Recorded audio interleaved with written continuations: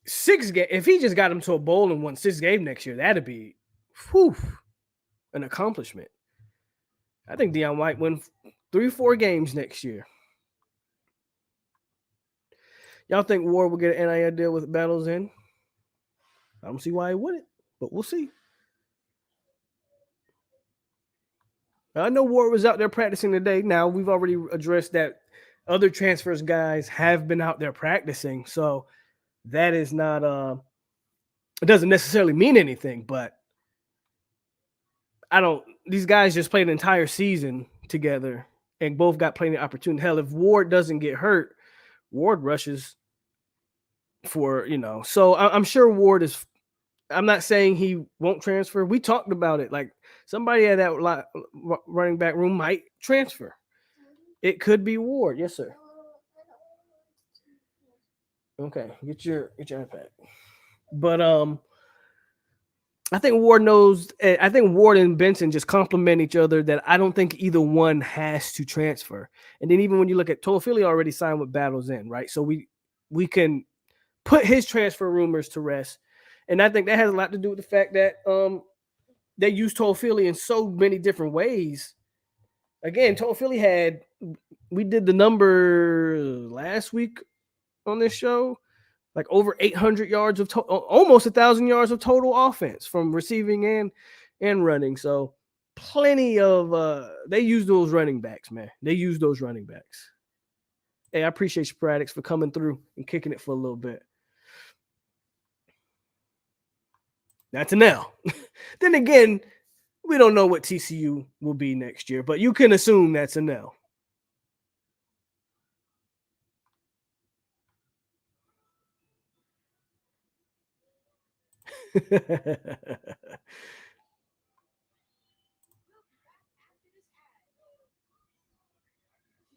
Well, I'll say this, champ. If you're bringing in Taggart to be a position coach, it's not necessarily a terrible hire. Head coach is different than just being, if Willie's coming in to be the wide receiver coach, I don't think that's a bad hire.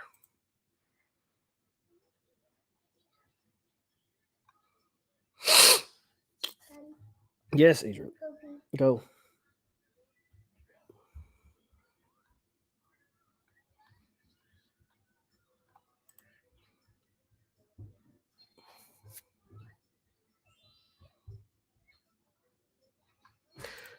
If we can't lock in a nice DB room at any chance, we hit up Antonio Cromartie and see if there's a lot of talks that Crow's interested and Woodson might move on. We'll see how that plays out. I don't think we see any coach. So the coaching moves aren't going to happen until after the bowl game.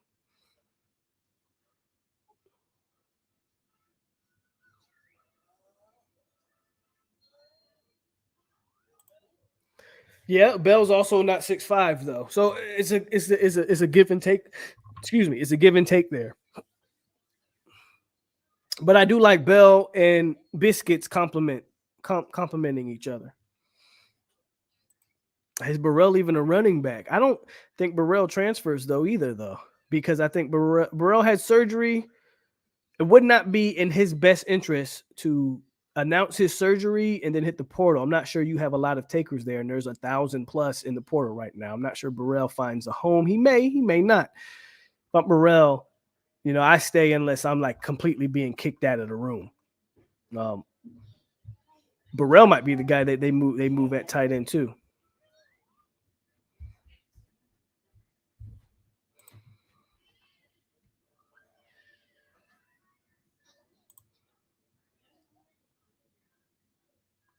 Bruh, at this point, y'all should know what T2Y is at this point.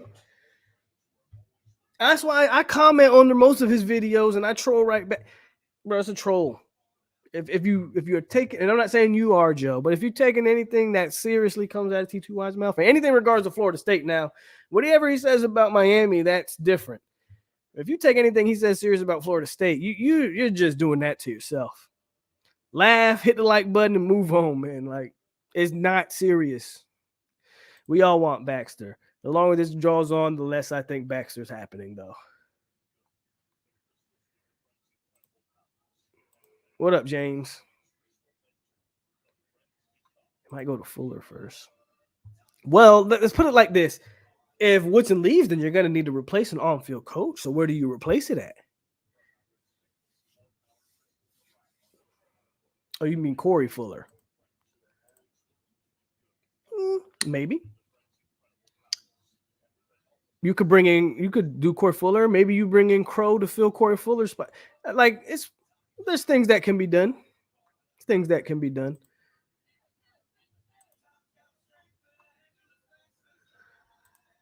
Hold on, guys. I'm updating my Twitter feed to see if anything has transpired. Don't see anything per se, but I'm just glancing.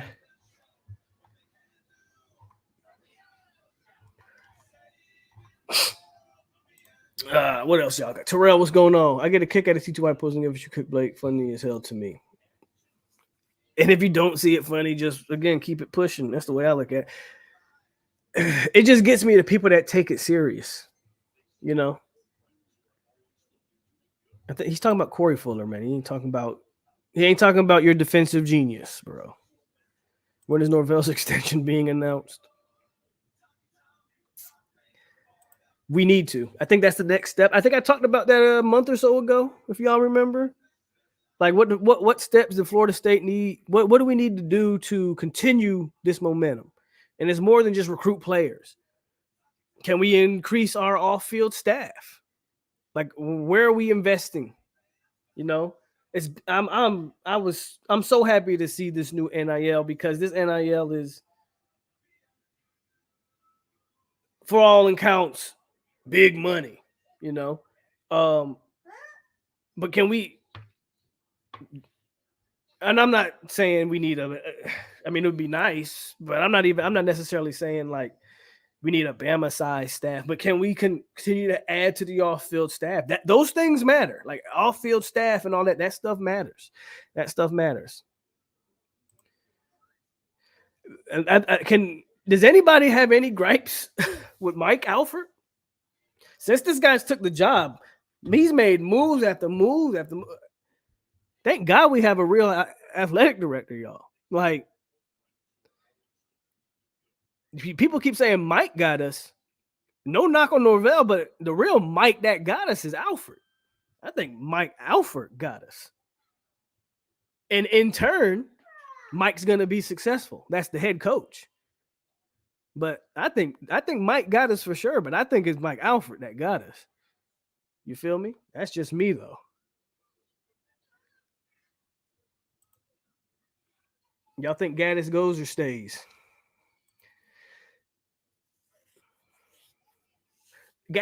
Atkins hasn't had as much buzz in the coaching carousel as I think maybe some thought, which is good. So we'll see what happens there.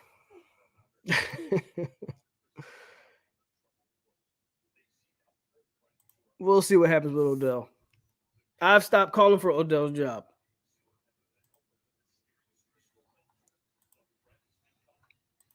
I think you need to check Jurg's pulse. And Jurg don't want to talk football, man. Jurg don't want to talk football no more. Jay, no, with the $10, bro. I appreciate ya. He says, great content, bro. Keep it up. Clickety clank, clickety clank. The money goes into my piggy bank. Yeah, Kenny. We talked about Willis. Again, I'm one of the guys that had a lot of high hopes for Lloyd, and it didn't work out. I'm trying to tell you, Tyler, like Mike got us. Mike, hashtag Mike got us. It ain't the Mike that everybody keeps thinking of. And again, I'm not trying to discount Norvell at all, but if they say everything starts at top, I don't think it's a coincidence.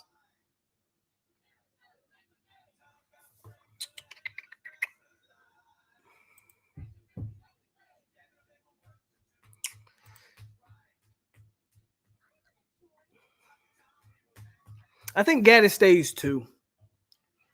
But if that offense looks like it did this past year, then he's got to go, right? But when you're in a complete they're in a complete roster overhaul. I don't know if it's smart to also do a complete coaching staff. Like, You got to pick one. And they've obviously chosen that the players are the problem and not the staff. It wouldn't make sense to get rid of Gaddis and you're bringing in new players and now a new offensive system. Let the guys that remain on the team, they'll have a grasp of the offense and see how that goes. At least that's how I look at it. What are you drinking? You look lit. No, I'm not lit. I'm actually chilling. But I'm drinking, I've never been able to pronounce this. And I don't normally drink this, but I'm just sipping on this. This is no. That's what I'm drinking. Italian liquor or something like that. It's sweet. A little bit too sweet, but it's all right. Give Atkins a raise before Deion get him. Hey, Sandra, how are you doing on this fine Saturday night?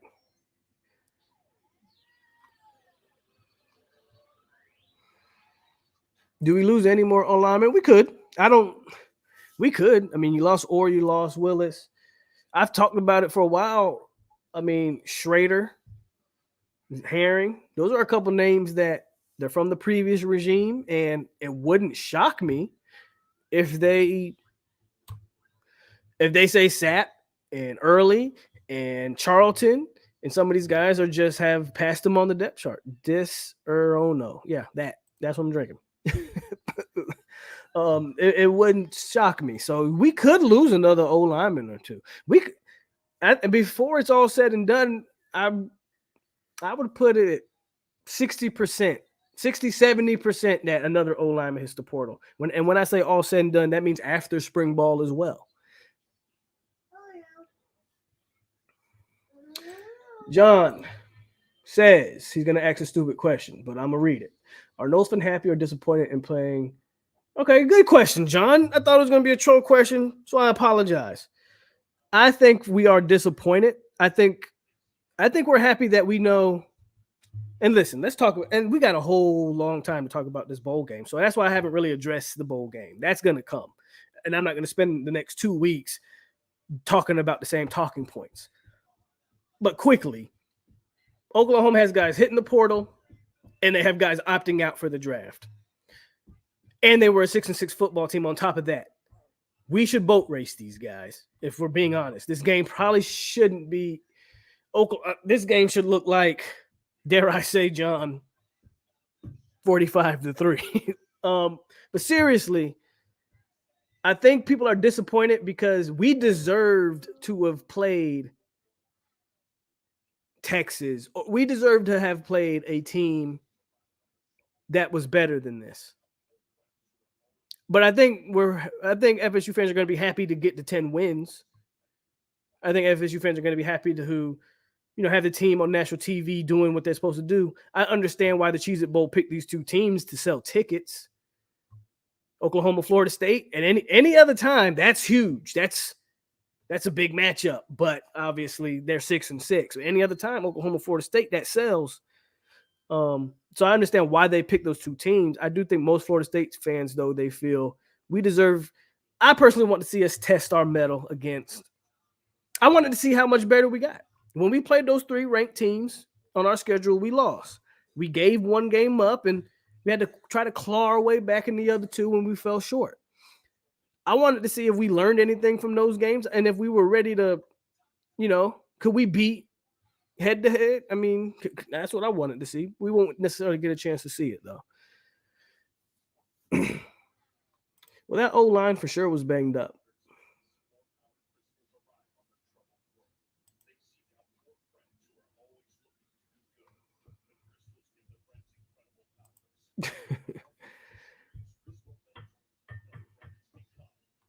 How's my son? He's doing what he always does. Yeah, Lloyd is transferring, yes. Who do you think takes the O-line leadership from Gibbons moving forward? It's got to be Robert Scott, right? He's the most senior guy on that O-line. He's the elder statesman. I would say it goes to Robert Scott. And Maurice Smith. Don't discount Molicious. If you guys don't watch Micah Pittman's blogs, or what they call them, blogs or vlogs, whatever the hell you call them things. But he has a YouTube channel. If you haven't checked him out, it's there. Michael Pittman's YouTube channel is actually pretty entertaining. And the way him and Maurice Smith's interactions they crack me up. Because Maurice Smith acts like he completely detests Michael Pittman. Like, it's just funny. If you guys watch it, you know what I'm talking about. But don't discount Maurice Smith. I think he's a guy that's been there a long time as well. He's held that, despite me saying the things that I've said about him just being too small, he's held his own. He knows what he's doing at that center position. Maurice Smith and Robert Scott lead the way there.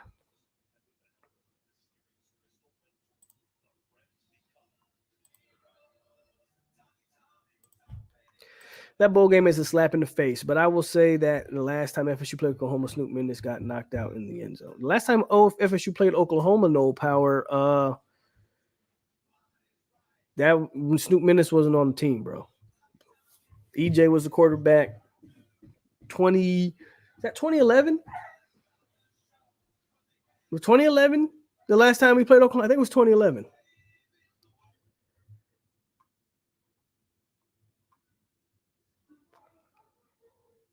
I believe he is.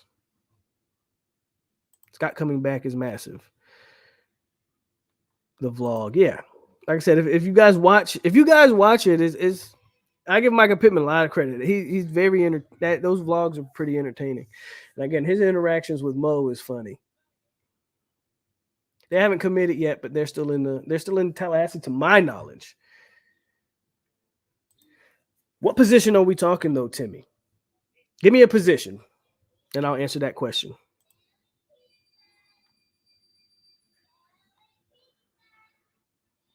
No, Mo was on point this season. Now he had some games where he was getting beat, mushed in the backfield, but that's just gonna come with the guy who's 280 at most. I'm hoping if we can get Mo up to like 295 this offseason, bro, that's huge. He might be all ACC. If we can get him up there.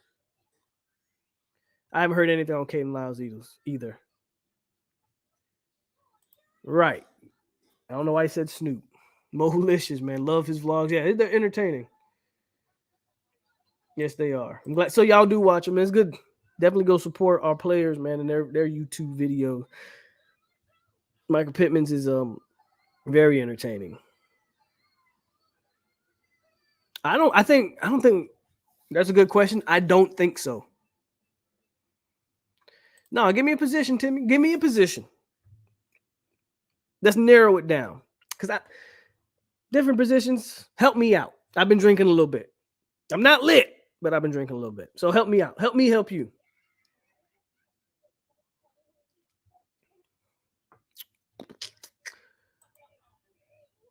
Snoop was ineligible. Bro, Snoop Minnis was not on the team the last time we played Oklahoma. What are we talking about? Are y'all drunk? Snoop Minnis, guys. In 2011. That's the last time we played Oklahoma. What are we talking about?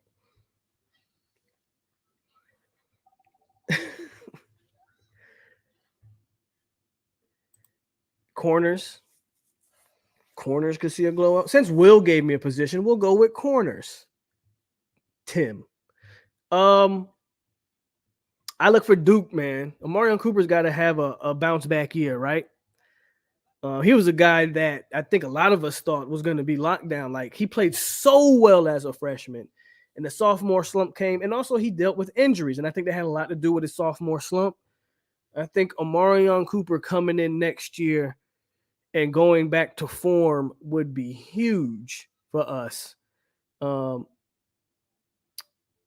yeah, I think since you said a position, Will, the corners, I look for Duke to have that. And then you can't sleep on 20, right?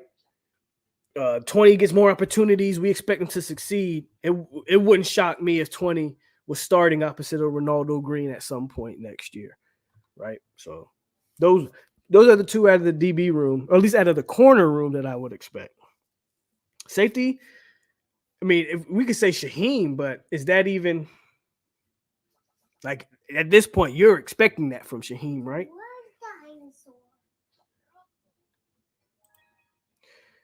I mean, that's a given, Tim. Pat, come on, bro. Look what Pat did this year. He's an All-American, freshman All-American, all that good stuff. Yeah, we definitely expect Pat to break out.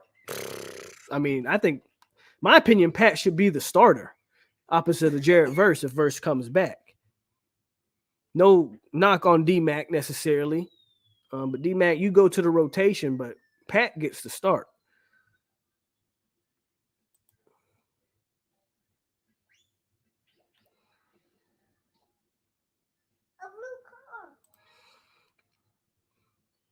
And I can't wait to see what Pat does this offseason, to your point, Timmy. Like, look at Pat. He's already 240, 245, and he's got so much more room to grow. This offseason for Pat is huge. It's going to be huge.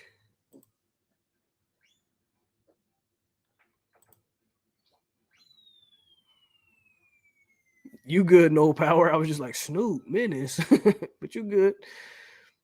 What up, Norvell Central in the building, man? Hey, Norvell Central, where these commits at, man? It's 10 o'clock on the East Coast, and I ain't seen a commit yet. We're getting a little bit impatient, bro. We getting impatient over here.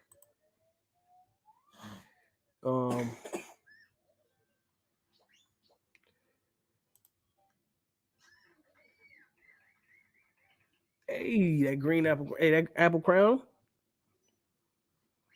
Good stuff. Well, now that Bethune and Deloach come back, you're right. You don't have to rush.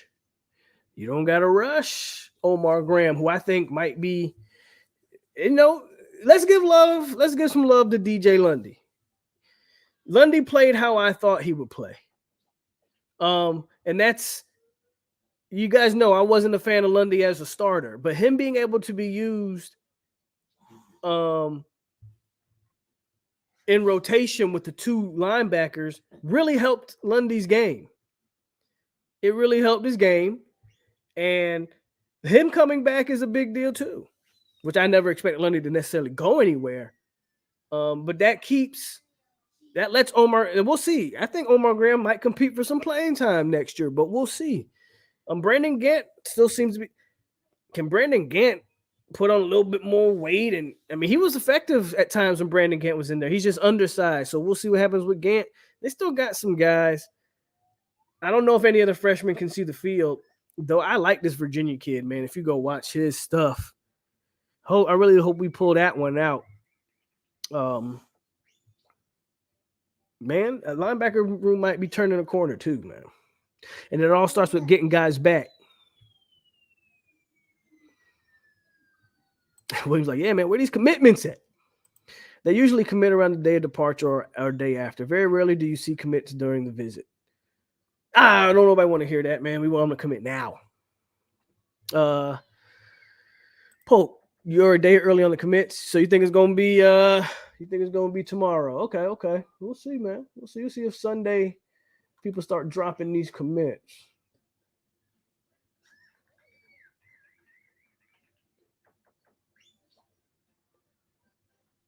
Oh yeah, that's all he needs.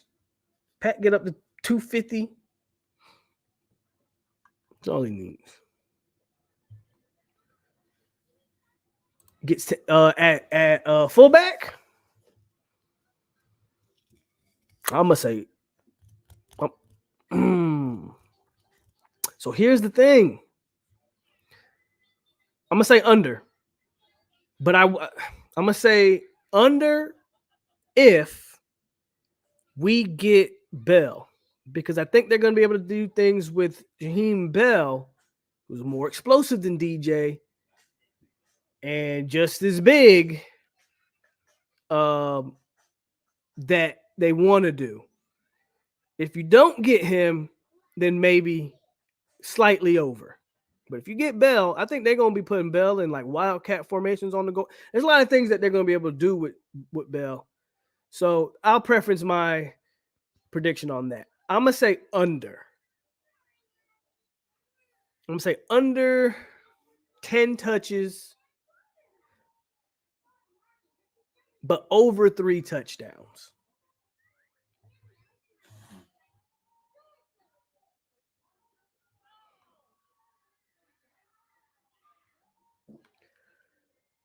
I want Jeremiah Byers personally. That's me.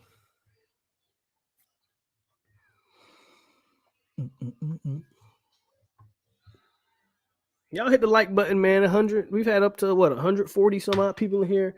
Hit the like button. I ain't even checked the likes. I'm trusting that we've all been tuned in, watching, and we've all hit the like button because you guys love me that much, and y'all know y'all supposed to ring my doorbell and all of that before you hop in here. But for some reason, I only got 70 likes. I should at least have 95 likes. So hit my like button, guys. And I appreciate y'all for kicking it with me on a Saturday night. I got my money on AJ. Yeah, we played in the Natty, no power. 2000 is the year. We should have ran it back to back. But Mark Rick, who was taking the Georgia job, he hold us. Had one foot out the door.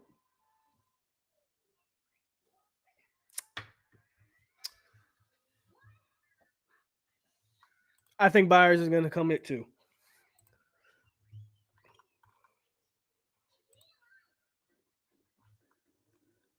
One thing about Ack, man, when he gets his hands on you,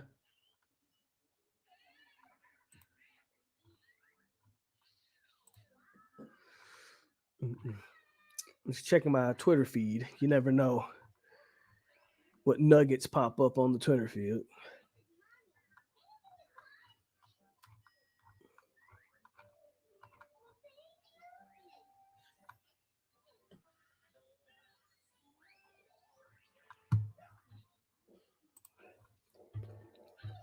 Three commits or fire the staff.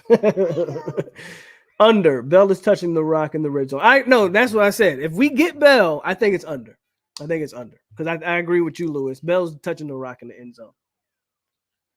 That's what I would do anyway. What do you guys think about that? I will hit you up sometime this week when some of these guys pop up and we'll get. Hey, definitely Norvell Central. Definitely. Hey, are you going to the game? If so, hey, let's link. I'm gonna be down there. I will be in Orlando on the 29th in the stands, chopping it up, acting a fool. So again, if you're gonna be in Orlando on the 29th, hit me up.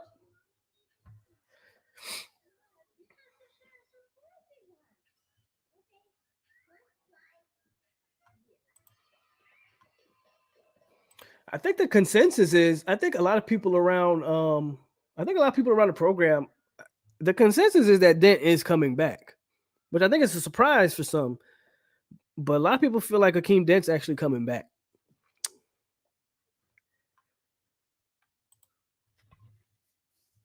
Bet. Sandra, I know you gonna do it. So I appreciate you. Some of these folk. Now we're up to 89 likes. So thank you. Thank you, guys. And there you go. Norvell just said it. Akeem's coming back. So there you go.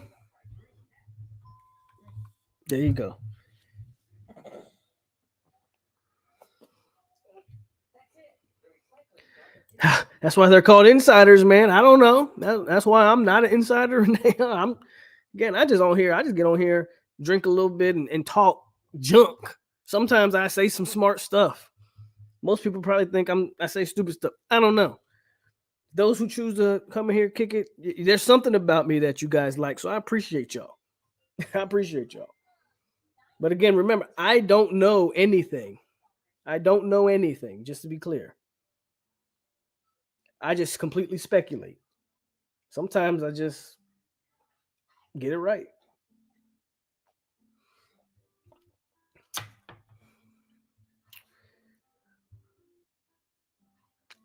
I will not. I'm not going to apologize to somebody who should do their job.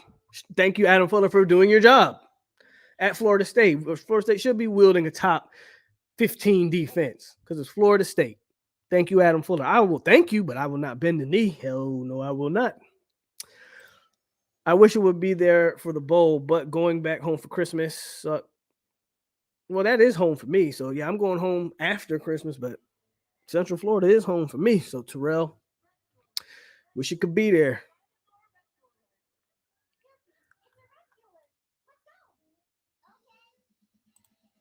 Shout out to VJ.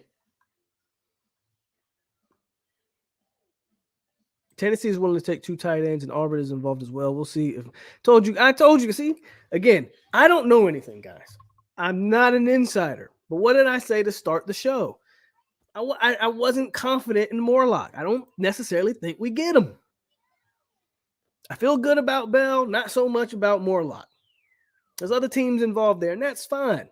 And I'm not sure Florida State should take 2 tight ends. I'm not saying they would or wouldn't. Personally, you got Biscuit, man, and Biscuit showed flashes. Let's lean on him. You compliment him with Bell. I think you're cooking with something. Just me, though.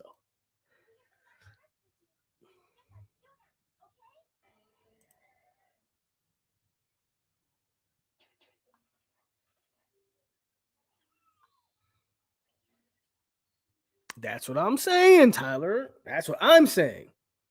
Biscuit is Marquiston Douglas. That's what I'm saying. And again, I like more. I mean, what's not to like about 6'7"? Like, if you can't get Bell, get me Morlock. If you can't get Morlock, get me Bell. I'm not sure why we need both. Get me one or the other. I'm not saying I don't like Morlock. I just don't feel confident in that one. But yeah, Marquiston Douglas. I don't know where Snoop Minute stuff is coming from. You guys are on some other stuff tonight. Now, I do think we have the best chance to acquire him. Yes, but the visits are important. I think FSU definitely wants to get Bell committed after this visit. I mean, at 6'7", 250, he should be the better blocker. No, he's not he's a scholarship player. Nope, he's not a walk-on. Marquiston Douglas is you got to remember Marquiston Douglas was almost the size of an offensive lineman at one point, and he put in the work, got himself in shape, and dare I argue, if he puts that same in work this offseason, breakout year, man. Breakout year. And he does have some good hands. You're dedicated, Sandra. Nothing wrong with it. You're dedicated. Terrence, what's up, bro? You think Morlock's a null? Hey, I hope so. I'm not going to turn around any player.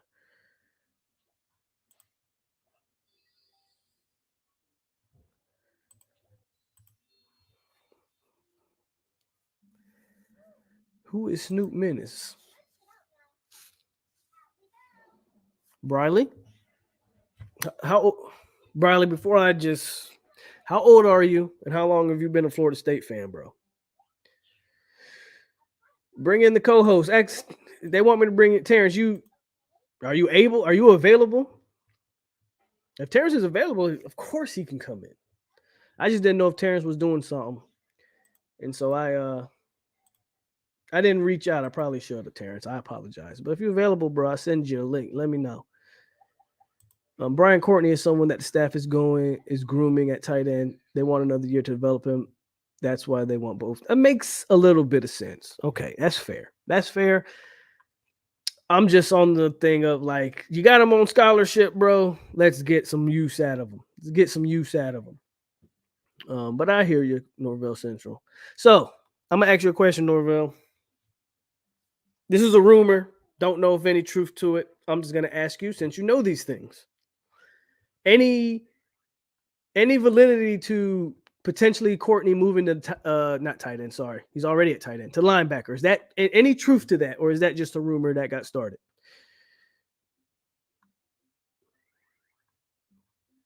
Nobody cares about the Cowboys, bro. I just asked Briley a question. I'm just curious, because when you ask that question, oh, hook, line, and sinker, you got me. Okay. I'm like, I just wanted to know. He threw the bait out there. Yeah, I bid it, man. I wasn't so sure.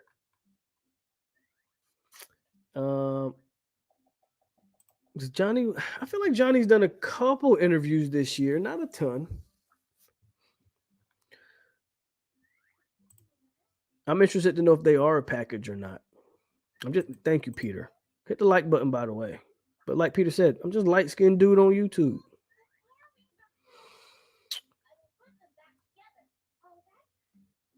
I don't have a candle lighted. What are you talking about? What are you talking about? There's no candle lighted. That is that's actually a neon sign that says Hennessy. Y'all just can't see it, but no, it's not a candle, man. Stop. Get out of here, man. Get out of here.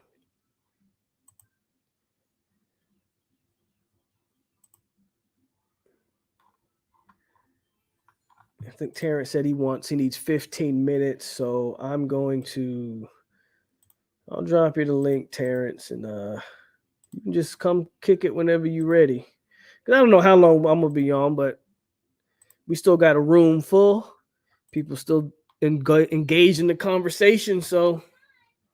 And I think I know what Terrence wants to talk about, and I'm willing to have a conversation. So I dropped Terrence the link. You just let me know when you're ready, Terrence. Or just pop up in the back. I'll bring you on. They have explored it at linebacker as well as DN. He played DN in high school, but they're very comfortable. I don't want to see him at DN. I don't think we need him at DN. I think he gets lost in the shuffle at DN. And I've seen Courtney move, and he's a much better athlete than I originally gave him credit for, right? It's hard to get. He was always an athlete, right? But when you see Courtney play in the high school, I mean, he's the biggest dude on the field. Linebacker really intrigues me. Can you imagine Florida State? There's no offense to anybody, but let's just keep it candid. Can you imagine Florida State with two white linebackers with Blake and Brian Courtney? I'm all for it. Or is white the wrong term? Should I say two Pilgrim linebackers or two Caucasian? Or I don't know. I think that would be very interesting, though. Linebacker intrigues me. DN, not so much. Tight end, I'm cool with that too. Man, I met almost the entire FSU football team at Foot Locker in November of 2000. Artist Bell, Snoop, Greg, Chris Riggs, Anquan, and 15 more signed it. You still got the shirt in Old Power? Like, you should have that thing framed, right? Bain trained to Tally. Norvell, don't come in here playing games. Nobody cares about that. I'm not saying, let me rephrase that. We care, but we don't expect it. No, see, you got black. Look, no, don't listen. No, we're not getting Bain. If we get Bain, I don't know, I'll take 2 shots of Hennessy Pure White back to back or something. We're not getting Bain. And Norvell going to have y'all hook, line, and sinker too. Word is Ruiz will spend about $30 million for recruiting and portal deals just to win 5 games. Terrence ready to say FSU will be ACC champs in 2023 and Norvell's the right coach. Yeah, I don't think Terrence is saying that, but we'll see.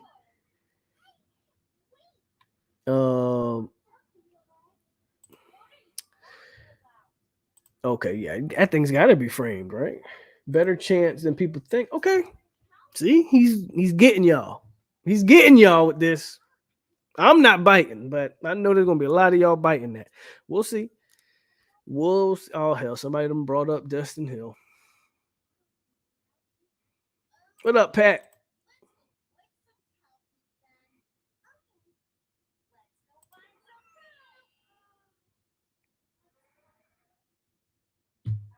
Right. Right. So yeah, you just take from that what you will. Terrence got Fuller's name tatted. Daryl Bush was a beast. What are the chances of us being AC? I think the chance, I mean, you tell me, Terrell. You look at what we're bringing back. At a minimum, what? We have this arguably the second, or we got 1 or 2 quarterback in the ACC next year, depending on how you feel about Drake May, right? But it's Drake May and Jordan Travis in the ACC next year. At least we have no idea what K. Klubnik really is, and none of that. Jordan Travis, Drake May, you probably have the best running back coming back next year. If Verse comes back, you got the best DN. I mean, just look across the team. You got some of the Robert Scott's probably, I won't say he's the best offensive lineman, but he's going to be in the running for all ACC. You're in a really good spot next year. Let me just say that birthday celebration to Bane's mom went better than the one for Monty McClain. I saw the video. It was cool that they spent the birthday with the family and the mom. A lot of times, man, if you can win mom, you can win these recruits. But we'll see. We'll see. Someone brought up Justin Hill and it wasn't me. Right. How long have you been on? I've been on for 2 hours now. You think we will have a good recruit? I think we'll finish in the top 15.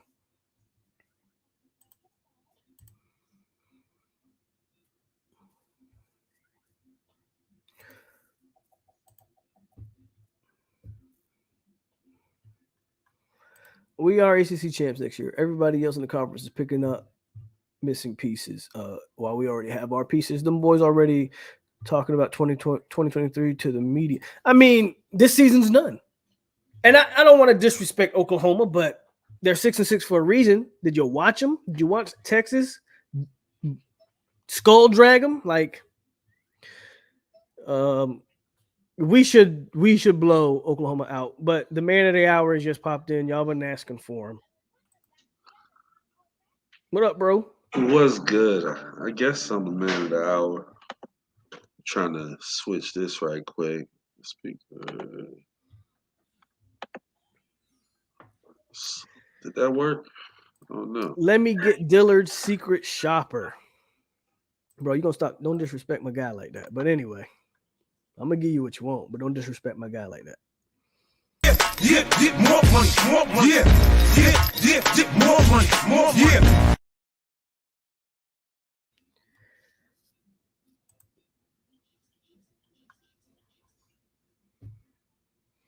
I'm telling you, I'm not endorsing Bane to FSU confirmed, but sources feel fairly confident in the. I mean, they're supposed to feel confident. I wouldn't expect them to not feel confident, bro. I'm just not biting.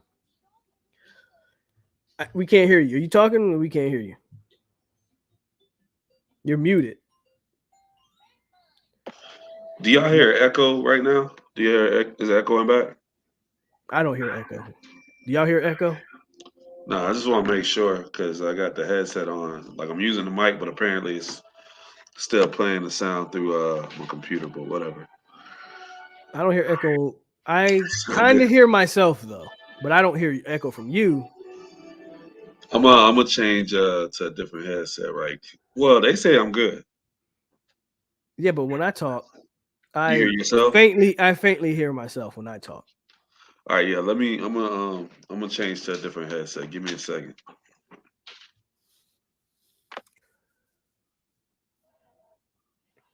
Let's take him off, and I'll bring him back in when he come back. Is Terrence? We're call him Terrence or call him Phoenix. Just like me, you can call me A-Lo, you can call me Pope. If you know my real name, my government, you can call me that too. Honestly, I don't care. I think Duffy will transfer if he doesn't make progress next year and get QB2. Well, that's fair, right? If next year, not next, like next year, I think the expectation would be for Duffy to be QB2 and maybe beat out Tate. Though we'll see how that plays. Bruh.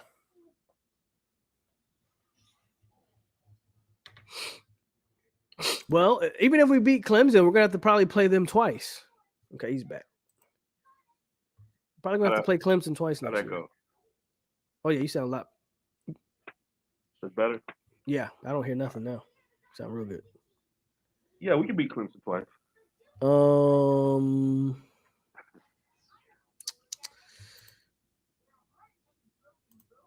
Sandra, so you late to the show, bro? Yeah, I've been a little busy.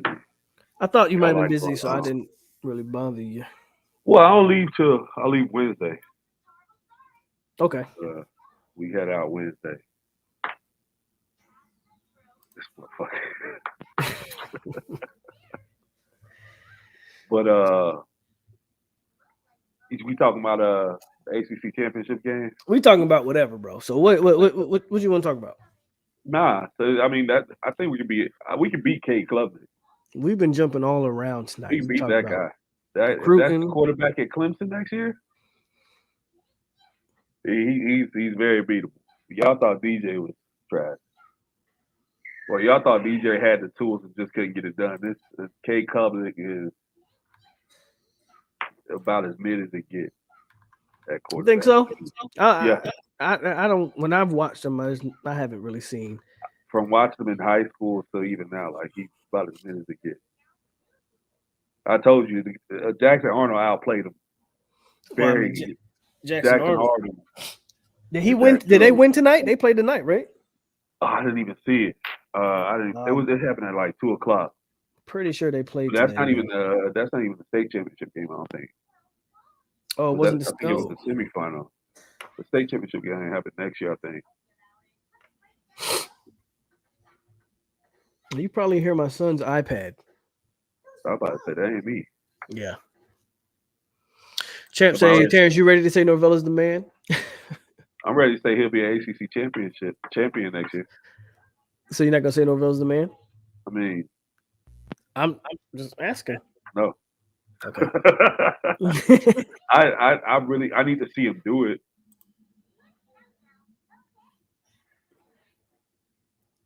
What cologne did you buy? North Carolina going to be good offensively, but all their defense is pretty much in the portal. Yeah, I kind of want their Tony Grimes, man. I wouldn't mind getting him over here. I heard about him, man. I like the he was the number one safety. There's some Virginia talented safety players. is pretty good. I think we're really in it on the Boston College safety. My prediction for the Bees commit. I think you get 2 out of the 4. Get 2 out. Well, I mean, it was 5 on campus. I think you get Byers. I think you get Bill. I'm not so sure about the Browns or Bain. If we get one of the Browns, we get both. That's why I'm not so sure about them. We're not for the talk. First of all, y'all not for the. Hey, hold on. Let me calm myself down, man.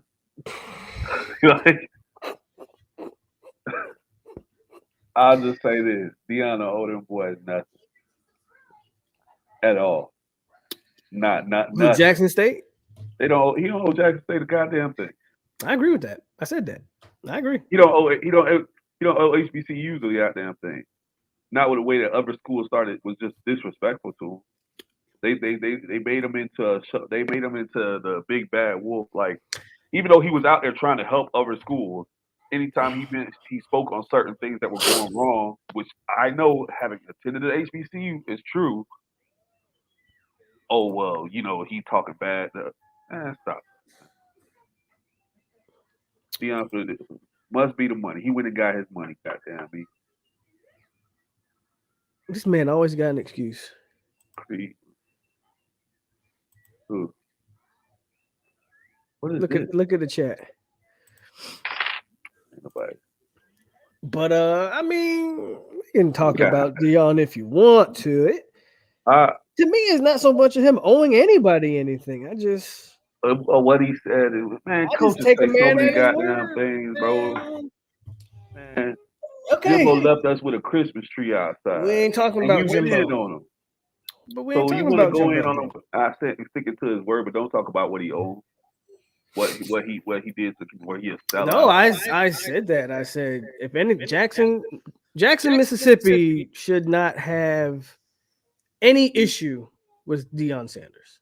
I go on record saying what he did for the community and what he did for that program. We ran a poll before Deion went to Jackson State on who knew where Jackson State was and who Deion Sanders was.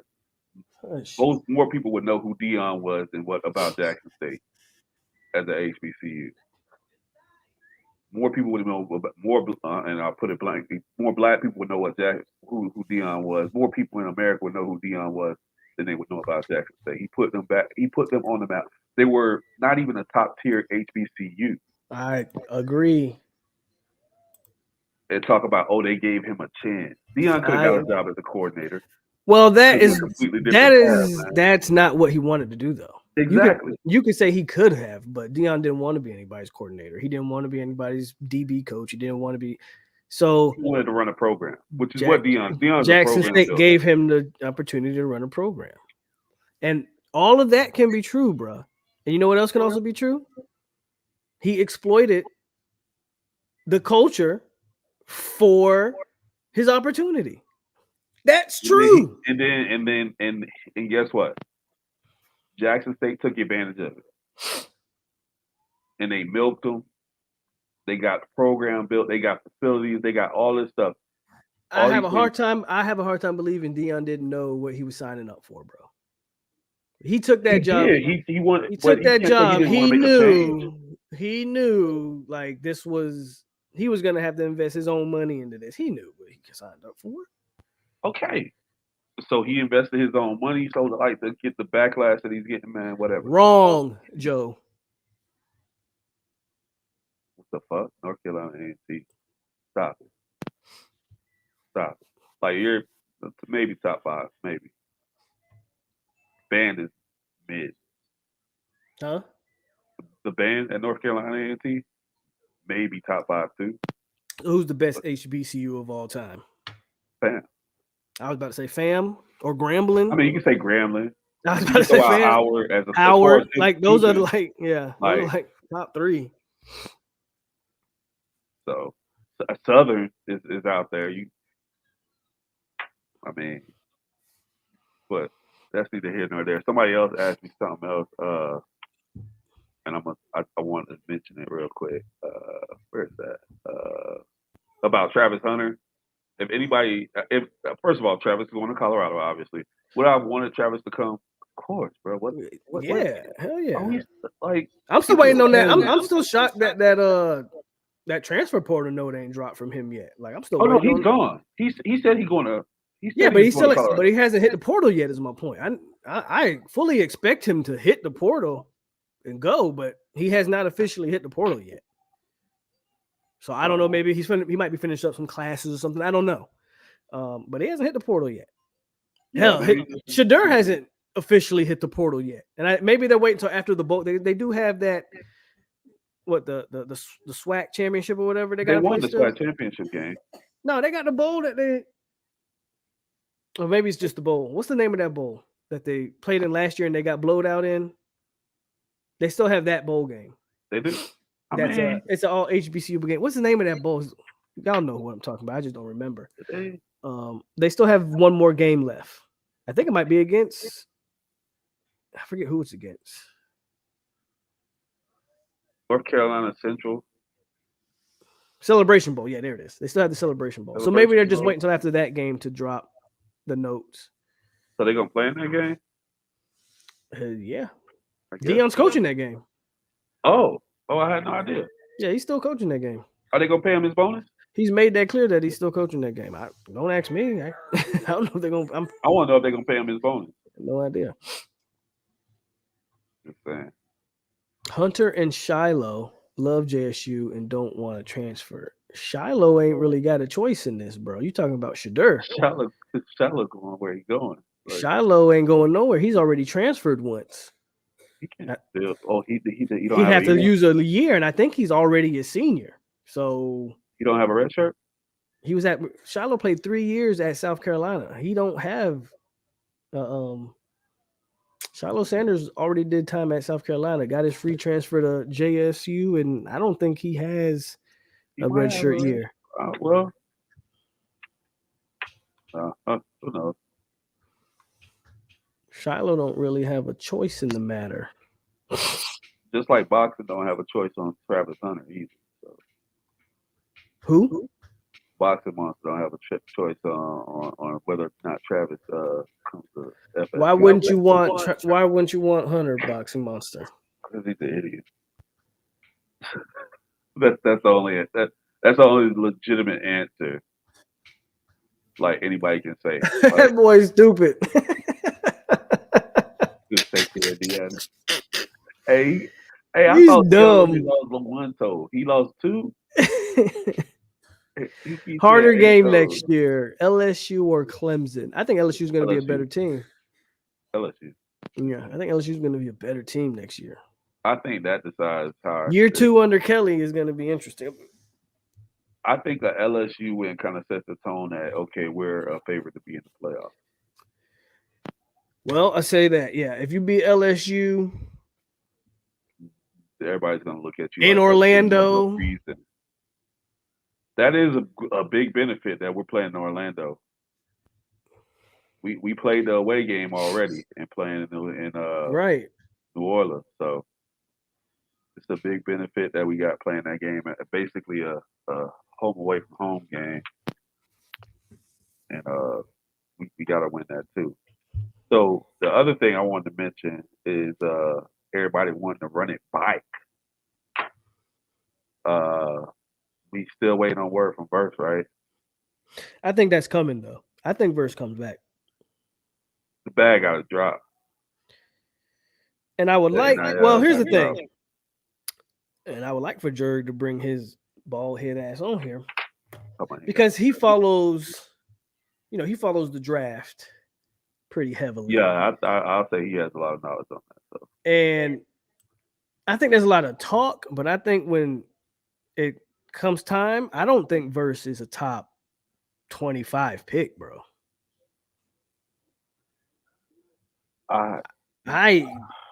I think people are enamored with his athleticism. I think somebody will want to get their hands on I think that if you watch the tape, you're going to have a little bit to be desired. He's got one move, and that's the bull rush. Now, he destroys people with the bull rush. If you go watch the tape, he needs some more tools in the tool bag at the next level. Shiloh is not a redshirt sophomore.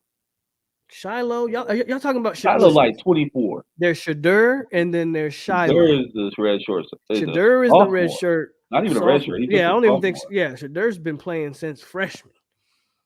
Yeah, he came in and started freshman year. Shiloh is the one that he already did. Now, if Shiloh is a red shirt sophomore, that's because that COVID year. Maybe you could be right about that. Yeah, be a red shirt junior. But it would have to be a red shirt junior, I think. Shiloh already was at South Carolina for a number of years. What are these goddamn people? But yeah, but they can't tell him no. What they like? Why not? Who they gonna get the coaching? Like I like if they really want to start trashing Deion for what he did for their program, they don't deserve what they got out of him. If the schools listen to him at that, then they might be right. And it probably has something to do with the COVID year. But that still stands to my point is that he still would have to sit a year if he transferred, is my point, though. So he would play and he has no red shirt. So he wouldn't play till he was a senior. If he did transfer to Colorado, he had to sit a year, which he might do that.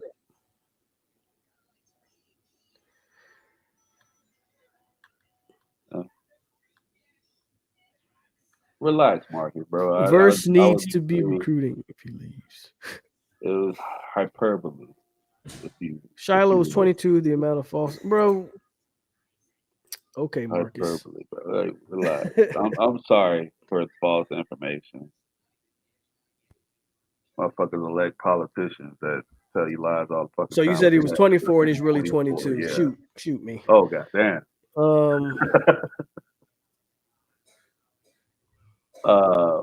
Right. He can only transfer. Well, he can still transfer, champ. He just would have to lose a year. If he transferred as a grad, then he wouldn't have to lose a year. T2I go away. Shut up. Did you see Gino hit the portal though?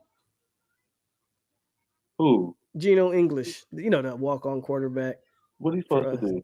I don't know. But he's kind of one of those fan favorites just because he does TikToks and stuff. But from a football standpoint, no, there's nothing Gino was giving you. Marcus says, Terrence, explain your boy McCall. McCall, he wanted another opportunity. I guess he didn't like what was going on, and we not for the call these kids crybabies and stuff. You get on campus, you might not like where things are headed for your career. So you make changes. Like that's what's best for him. I ain't mad at him. I like him. I think he's gonna be a great player eventually somewhere. I'm interested to see where he goes. He could have been great here. He could have been, but he chose to go the way he wants to go, and same I'm stance I've had from the beginning. I'm not gonna badmouth Sam. Do you? Wish you the best. But we picking up sophomores, this and we stuff not. gonna keep this thing gonna keep churning over here. But Sam got to Yeah. go do his thing. Just don't badmouth us on the way out. That's all I have to say. Did he? No, he didn't. Like He people kind talking about him going kind of live. hinted at some stuff, but It just things weren't going his way. It happens right. to people. If things like, bro, I'm assuming some of y'all been to college, right? Somebody, I mean, sometimes you get on campus and school ain't what you expected. Interesting question here. When you move into something else and life is different than you expect. So maybe you got to make some changes in his life. That's good for him. I'm glad he's aware of where he is and it wasn't working for him. If Travis wins a Heisman and a Natty next year, does he pass Winston and all-time FSU No. players? No. He'll be the number 2 quarterback. So he passing Charlie? Yeah. He passing Winky. Oh hell yeah. I got Charlie ahead of Winky. I do too. I could argue Charlie ahead of Jameis, but I think we've had that If conversation. we talk about as an FSU legend overall, Charlie's ahead of James. If you just talk, what are we talking about? If we're talking about FSU football, that's different. I think what he did on the basketball court is just okay. Like, yeah. I'm not even talking about basketball court, but you bring up a great point. I'm just talking about as a quarterback. There are legit people that claim Charlie Ward's the best college quarterback they have ever seen. Oh wow. Charlie, because he was running a system that they didn't run back then. Like Charlie Ward is what like a modern day quarterback is back then. That he was the run and gun or whatever you call it. That's what they was running back then. So you can make I believe you can make a legit argument for Charlie. But you know, I'm a fan of 5, so either way. Yeah, I'm right now. Travis is number 4. You think he's number 4 already? I mean, I think he's going to come back next year, and it's going to be very easily proven that he can go 11-2 next year and be number 4. Champ say Charlie, Winky, Winston. Winston got to be ahead of Chris. We can argue Charlie and Jameis all day, but I don't. Jameis over Chris Winky though. Yeah, I don't think was he saying that in order. I think he's saying that in order. Nah, I don't think so.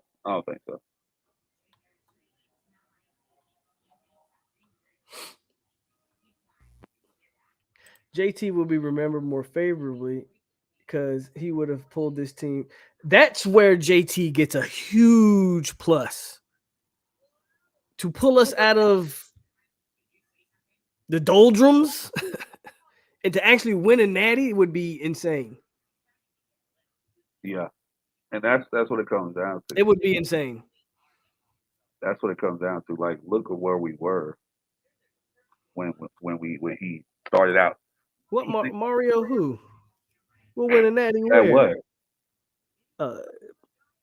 Does Mario also coach the water polo team at Miami? Because he might win that. He might win a natty there or something. I don't know. This guy's crazy. I got Chris Ricks ahead of PED JT. Stop it.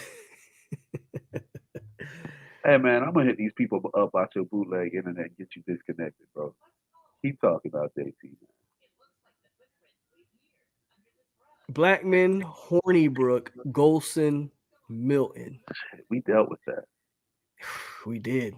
I thought Golson would have some kind of. I'd never wanted him.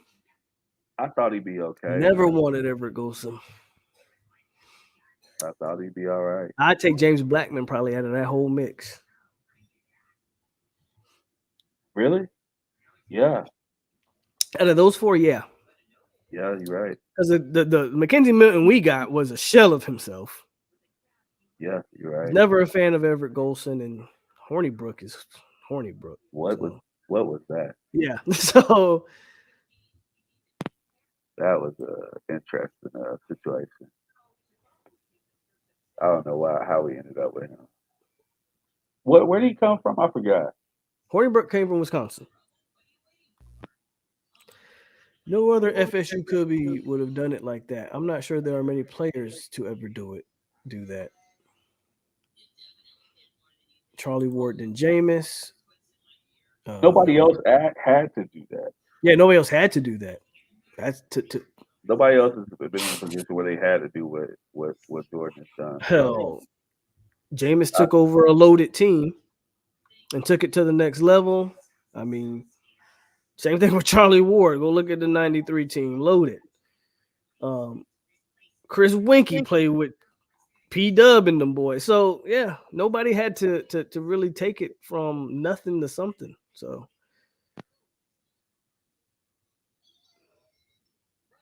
And that's I think, like you said, people are looking upon it favorably, be appreciative.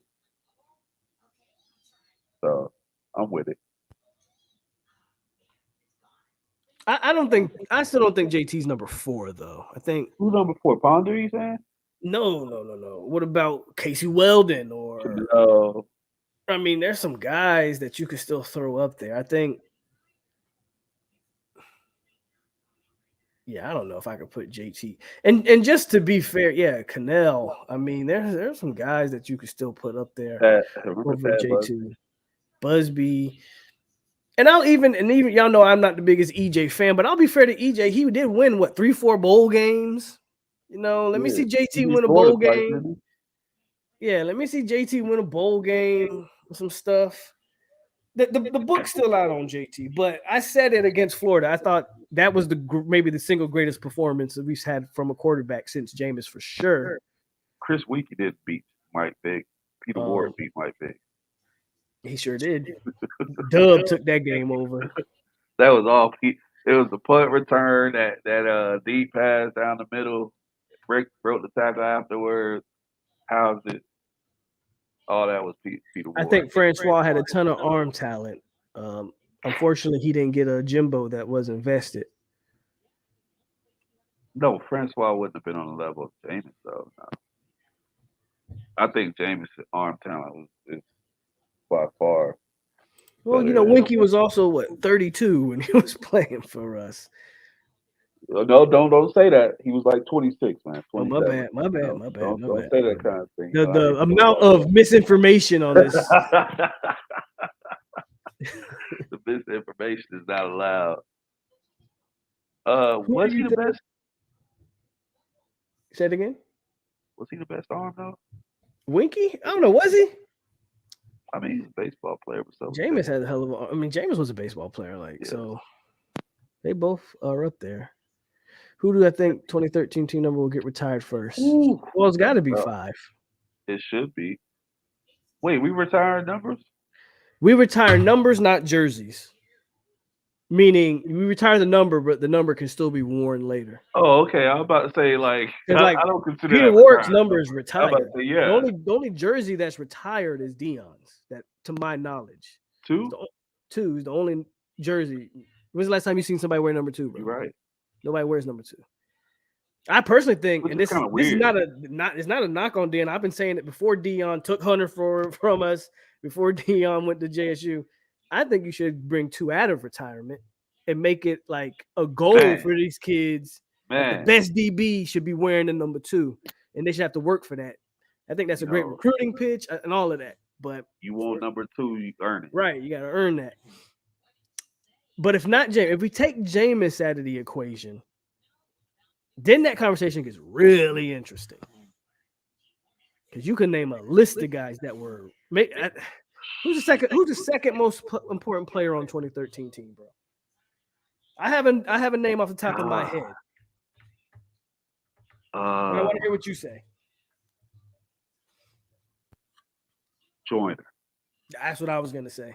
LaMarcus Joyner, probably the second most important. Second most important on the defense. Yeah, I think Joyner was the second most important. That's what I was gonna. That's exactly what I was gonna say. You took it, Joyner. Yeah. Dalvin, what are you Dalvin? Dalvin was not on 2013 he wasn't on that team. He was on 2014. That's right. Running back. What about Weatherford? What about him? Drew Weatherford. That was a headache of mine too. Xavier Lee might have had the biggest arm in Florida State history that we just never got to see. Yeah. I ain't got nothing poured up, man. I ain't been drinking for a while. But let me grab something. Ron Simmons, the man. Who the hell is Dalton Cook? I know what you meant, Melly. I'm just messing with you.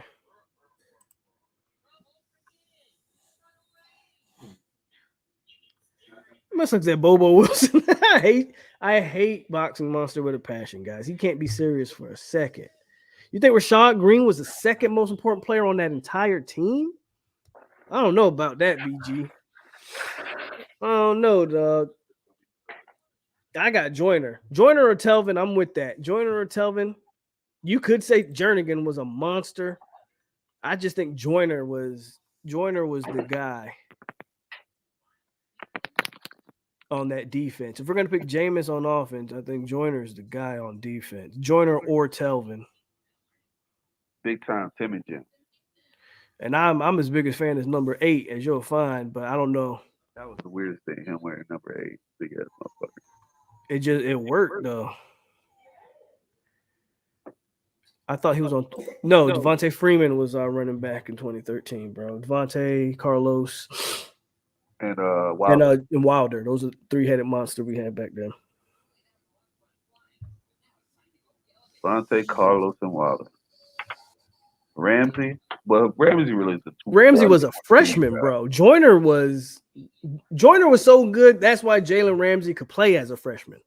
And I mess with Jalen, bro. But if Joyner's not a Thorpe Award finalist, you can't play Jalen Ramsey. Him and Brooks being so solid, like they never fucked up. Sorry, you're right. Terrence Brooks and Joyner never were out of position. They never, like you said, they never messed up. So they allowed Jalen Ramsey to flourish. And then guess what? Ramsey learned from that. Oh, absolutely.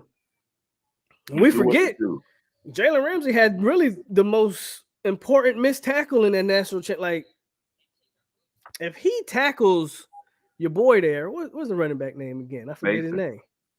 If he tackles Trey Mason right there, Auburn has a chance to run the clock down before they score.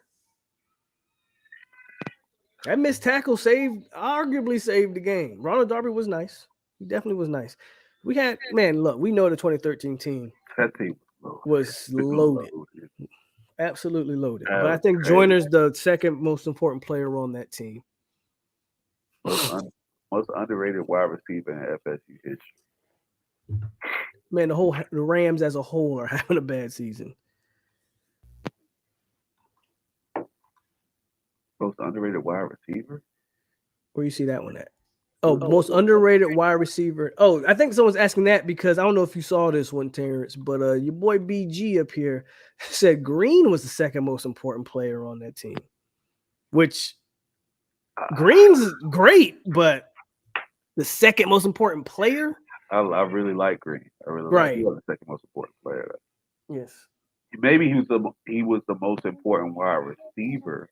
Yeah, absolutely. Most important wide receiver easily. He was the best. He was James's most important target. Absolutely. As talented as KB was, he had way too many drops. Rashard never dropped the ball. He never ran the wrong route. He knew where the sticks were. Rashard Green absolutely was the most important receiver. Kenny Shaw. That's your boy. Kenny was good. That's what made KB so good because Kenny was those a chain two was mover reliable. Too. Yeah. You need the big play, you can go to KB, but they were gonna move the ball down the field. Between Kenny, Green, and Nick O'Leary, he was gonna get the ball down the field.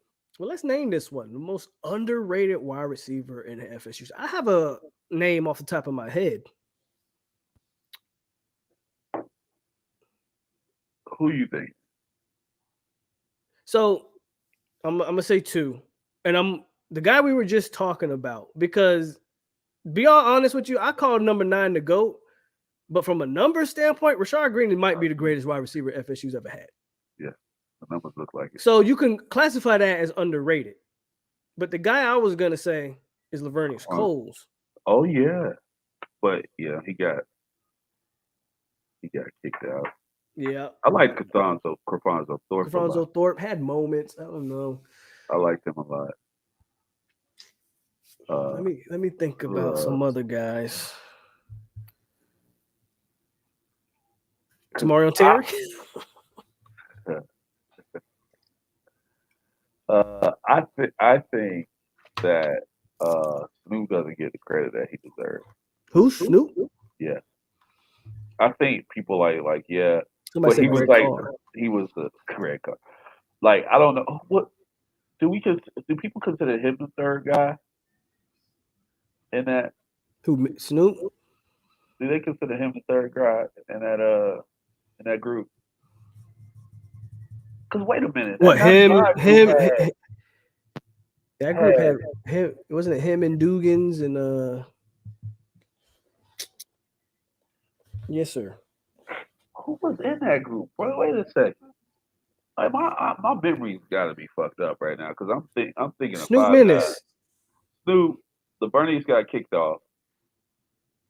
PK Sam. Somebody said. Confunds Thor. Auden Tate probably deserves that combo. I agree with that.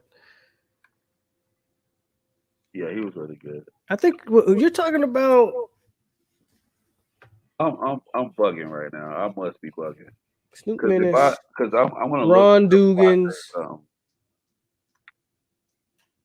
Ron Dugans is in that group too, right? Yo, that is a crazy group. Peter Ward, Ron And Dugans, Peter Ward. Anquan Bolden. Quan's Tommy a freshman Gardner. though. Quan's a freshman though. Yeah, right? but still, Robert Morgan, I remember was a. I don't include Quan in that. That's crazy. Somebody said Lawrence Dawsey, the most underrated FSU wide receiver. You can make that argument. You can make a definite argument for that. T2Y, shut up, man. You remember Atrius Bell? Atrius Bell, I don't remember him. But Peter Ward, Ron Dugans, Snoop Menace, Anquan Bolden, Tommy Gardner, let it charge. Bernie Cole. It's gonna die. Put on charger. We're all on that team. Our tight ends were. That's what the three I was thinking. I was thinking of Snoop, P Dub, and Dugans. Coles was supposed to be a part of that group. Snoop only had 19 catches that year, though.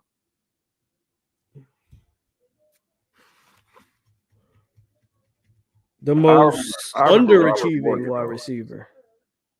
Most underachieving? Well, yeah, if you go by recruiting rankings, Chris Davis definitely takes that. I remember Chris Davis was like the number one guy coming out of high school and never did nothing for us. Most underachieving wide receiver. George Campbell. You can name a list of guys. George Campbell. Somebody said Irvon Lane. Fred Rouse. Yeah. Fred Rouse. Oh, my God.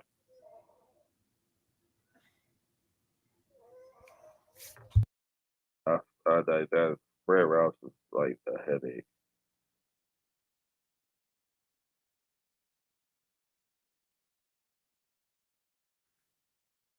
God damn. E.G. Green. E.G. Green was. I wouldn't put him as.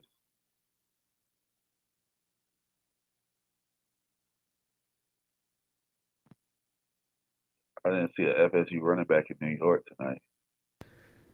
So, I didn't even get your talks on this, man. What do you think about the Heisman, bro? This year? Yeah. I mean, they had to give it to somebody. Think the right guy won it?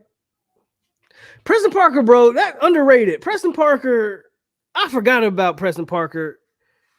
Bobby used to use Preston Parker like Preston Parker was like a poor man's P Dub, man. They used him in all kind of ways. Shout out to Preston Parker, bro. I forgot all about Preston Parker, but Parker could get the job done. I hear the baby back there crying. Yeah, I guess so. She ain't feeling something. You think Caleb deserved it though? I mean, if Hooker doesn't get hurt, I say it's Hooker. Yeah, it definitely would have been Hooker.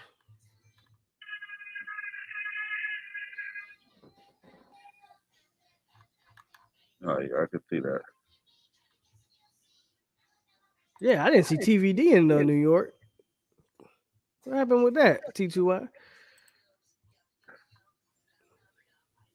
You think Caleb's the best QB in the nation? No.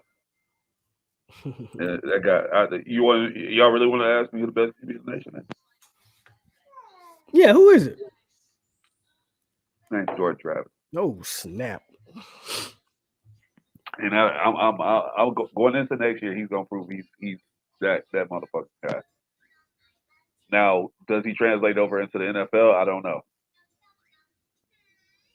But his college football game, Jordan Travis gonna have that shit on lock.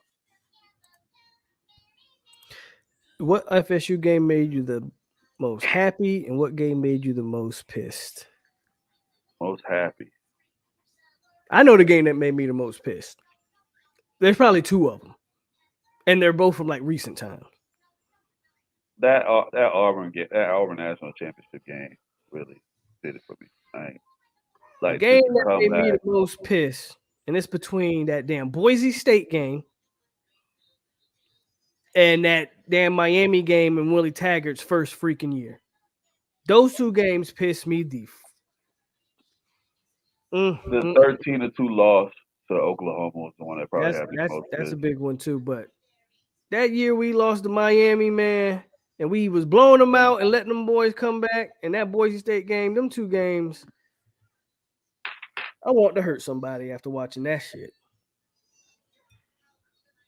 That Oregon game was pretty freaking bad too. But that Oregon game got so bad, I got numb to it quick. And the thing was, we weren't even out of it at one The thing is, we beat ourselves up. We really just lost that game. We lost that game more than Oregon won that game. Absolutely. Like, we lost that game. Absolutely. Even, like, people make fun of that Jameis fumble, like that backwards pass. Yeah. Like, I mean, like, boys out there trying to play. Yeah, just fluke how stuff. fluky is that? Galvin fumbling. Jalen dropped a pick in the red zone. Bro, yeah, we beat ourselves in that Oregon game. Yeah. But that Boise State game and that damn Miami game in Willie's first year, them two games. Yeah, when we lost to Tennessee, that's another one. We had no quarterback. We had Anquan started. Didn't Anquan start? Yeah, I think Quan started. No, Quan played in. Quan started that Georgia Sugar Bowl. Quan started that game. Oh, okay. But is he talking about the one where they had what was that boy name? They had that quarterback. His name. Tennessee had a baller. Oh, they had T. Martin. T. Martin, yeah. Yeah, he talking about a T. Martin game. I'm sure. But the game that made me the most happy is between 2013 and 1999, obviously. That game, I just remember watching that game to this day. Like, just remember everything about that game. But in more recent years, I ain't gonna lie, last year's Miami game. Yeah. Like, that game was a good game, man. And the way that game ended, yeah, I was pretty stoked after that game. There was a couple Miami games that broke my heart, obviously. Like, watching them as a kid, it's terrible to watch. That 2013 Clemson game, that was just that game, man. Dominance. Like, it was that game. Let's go. So that game was just like I felt. That game's probably better, but that game is how I felt this year when we was whooping Miami's ass. It was just. I think that because it was Clemson and but because it was Clemson, they was like top 5, and they had just beaten Georgia. That 2013 Clemson game, they came out walking. Boy, you couldn't tell Florida State fan nothing after that game, bro. It was just everything from Nick O'Leary, choo-chooing guy, man. That game was lit. That game. Ooh. Yeah. I was excited about it. Bro, you going to the game? What game? The bowl game. Bro. You ain't gonna make it. I'll be just get back home. I don't get home till the 26th. Okay. So that Monday you come home. Well, when you get out there? So we leaving here Monday. What y'all doing on the 18th? Who's the 18th? I don't know. I don't know what we're doing.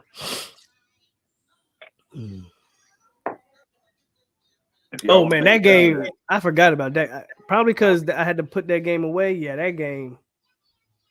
That was crazy. I So the blame crazy that thing, on we didn't have Derwin. so the crazy thing about that game was I was in Iraq watching this game,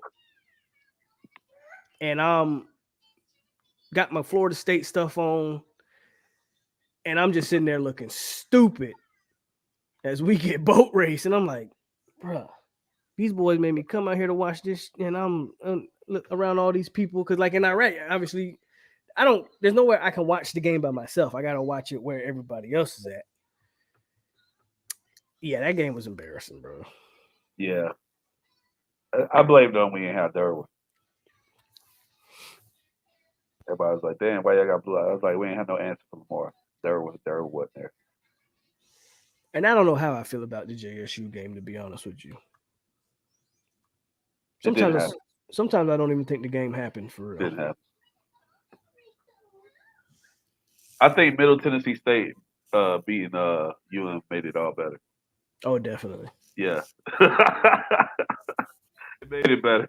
Because we lost by a point. We lost on a Hail Mary at the end of the game, right? It wasn't a Hail Mary. Somebody got bombed.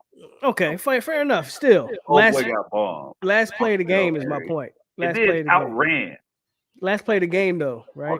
Like, Middle Tennessee, they just lined it up. Dominated. They just lined it up and dominated, boys. Like, they talk trash the whole way afterwards. They just lined it up and beat them straight up for 4 quarters. That was after that. I felt like someone had died. Hey, man. Oh, let me grab. Appreciate you, Terrell. Don't thank me, man. I just, it pays the bills. No, but seriously, don't appreciate you for your support. Can't help but be mad at that one, right? Oh my God.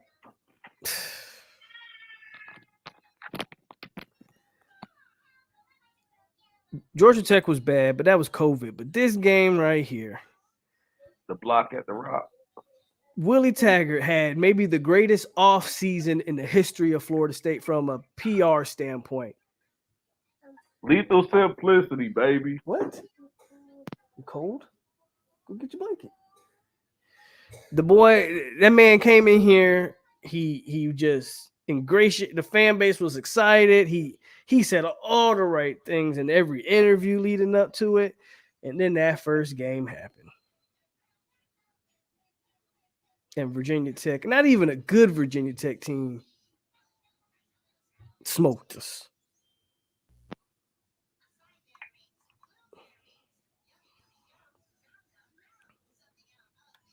What the fuck are they doing?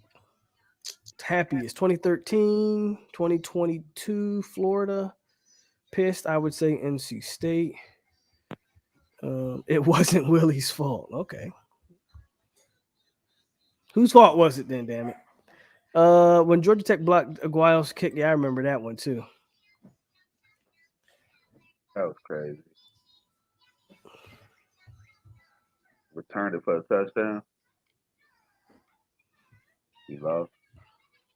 How does those types of things happen? There's a lot of Georgia Tech games, yeah, for real. They used to piss me off with that triple option, man. And I remember they had this one running back, man. He used to run it straight. He was like the fullback in it. And yeah, wasn't that his name Die, bruh. He was a beast. This motherfucker used to just gash us. Yeah. 10, 15, 20 yards. Motherfuckers can't tackle him. I'm like, I know we got some big motherfuckers up on this line. Why are we not? And I didn't realize it. We just weren't dealing with the cut blocking well enough.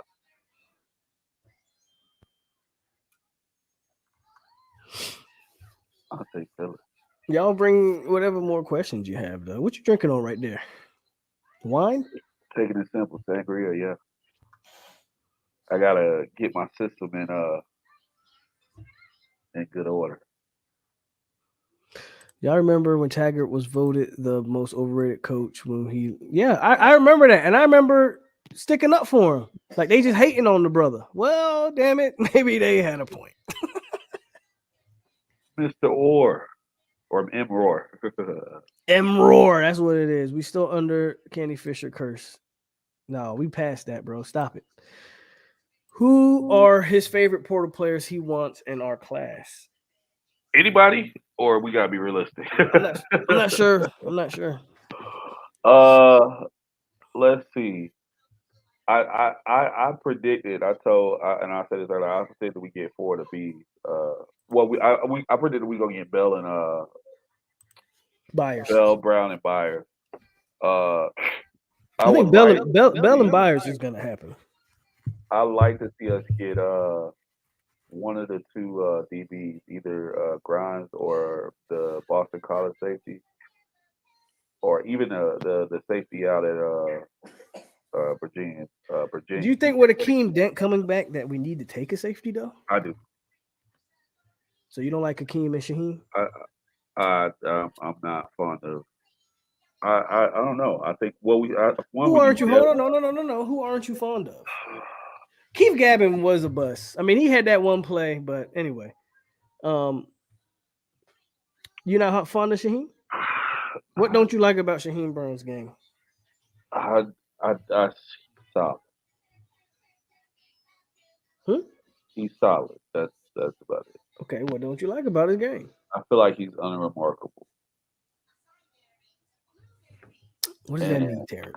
I want a playmaker back there. I want to. I don't. Okay, but was Jamie a playmaker in the run game? Hell yeah, solid. But I mean, come on, man. It's not like Jamie was getting a bunch of picks. It's not like Dent's not out there. This is what I know about Shaheem. And you ain't even got to take my word. Just go back and watch. Shaheem's always around the ball. He's always around the ball. Now, can that translate into some? I mean, Shaheem's the reason you beat LSU. I mean, Shaheem's a lot of credit. He blocked the kick at the end. I mean, I'm not giving him a lot of credit. He just literally blocked the kick at the end. So he is the reason you beat LSU. I can understand you saying, like, will Shaheem in a more prominent role be able to be the same player? Yeah. That's a fair point. That's what I'm not seeing. That's a fair point, but does he's on? Because I also see him almost blow the game. I mean, he did not play well. Well, in the Florida game, he did not play well in the first half, but then go check the second half tape. Yeah. He plays well for Spurs. Critical plays and critical moments. So I like Shaheem, and I think he takes the next step, but I'm not against adding depth to that position either. Yeah. Do I think Norvell takes at least one more wide receiver? If we land Bell, there's no need to. Bell serves that role as a receiver / tight end. There's no need to. Yeah, I would like to see that happen. Where does that put? He starts, right? Bell is, when you say start, that's like traditional tight end role. I don't know. He's gonna get more of the looks in the passing game from someone who would be a tight end, considered a tight end. It's gonna be interesting. How confident are they going to be in our O-line? If they don't feel like they need a tight end and to add an extra block, then Bell could see a lot more burn. I think our O-line's in a healthy spot, so I'm not too worried about that. It's just different looks. You might see a lot more two tight end sets. Because Scott's running the back, right? Who? Robert. He's back. Yeah, Robert Scott coming back. Yeah. Okay. So your left tackle spot shirt up. Yeah. I think Byers I think Byers plays right tackle if he comes. Does that mean Armella sits again? You should probably slide. Well, here's the thing: you could slide Bless Harrison the right guard, and I wouldn't be against letting Armella get his feet wet at left guard, so he could eventually take over left tackle. What about because who's playing the other guard spot at this point? You don't really have one, unless you bring in another transfer, right? So Armella could have to be on the second string again. I wonder how that goes over for him. Unless Armella, now if Armella takes that jump, maybe Armella's starting that right tackle. I think Armello. And you can play That's arguable. Byers. I just don't think you bring in a guy like Byers to sit. Ain't Like, Estes gone, man? If you bring in Byers, he's starting. No, Estes still there. You told me he was gone, man. I thought he was gone. Estes still there. I thought he'd play. They like Estes. Yeah, you do too. I like Armella at guard. I mean, think he's a hell of an athletic guard. I like it personally. Is old boy from Notre Dame coming back? Guy who messed up his They haven't heard anything on Caden Lyles yet, so I'm not sure. But he's not from Notre Dame. He's from. Are you talking about Gibbons? Gibbons is gone. Yeah, I meant to say Lyles. But Lyles from Wisconsin, and they don't know what's going on with him yet. Pretty much. But yeah, something I would really like if we don't I wouldn't be upset about getting one of these Bama linemen if somebody. I don't think that's happening. I'm just saying I wouldn't be upset.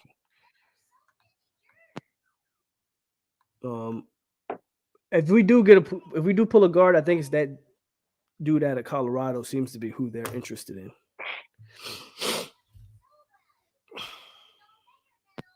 Teofimo. I really don't care about that. Yeah, but I expect Teofimo to win easily, but we'll see. We had one more playing offensive lineman from Maryland. I don't know who you're talking about, Terrell. He had to get away from that dumpster fire, T2Y. Of course, Knighton's smart. That's what all the Miami players should do. Get away from that dumpster fire, bro. Get the fuck out of there. Get out of there. I'm not finna go run for 1,000+ yards. I might go watch them. Yeah, I might go watch the game. It's right around the corner from me.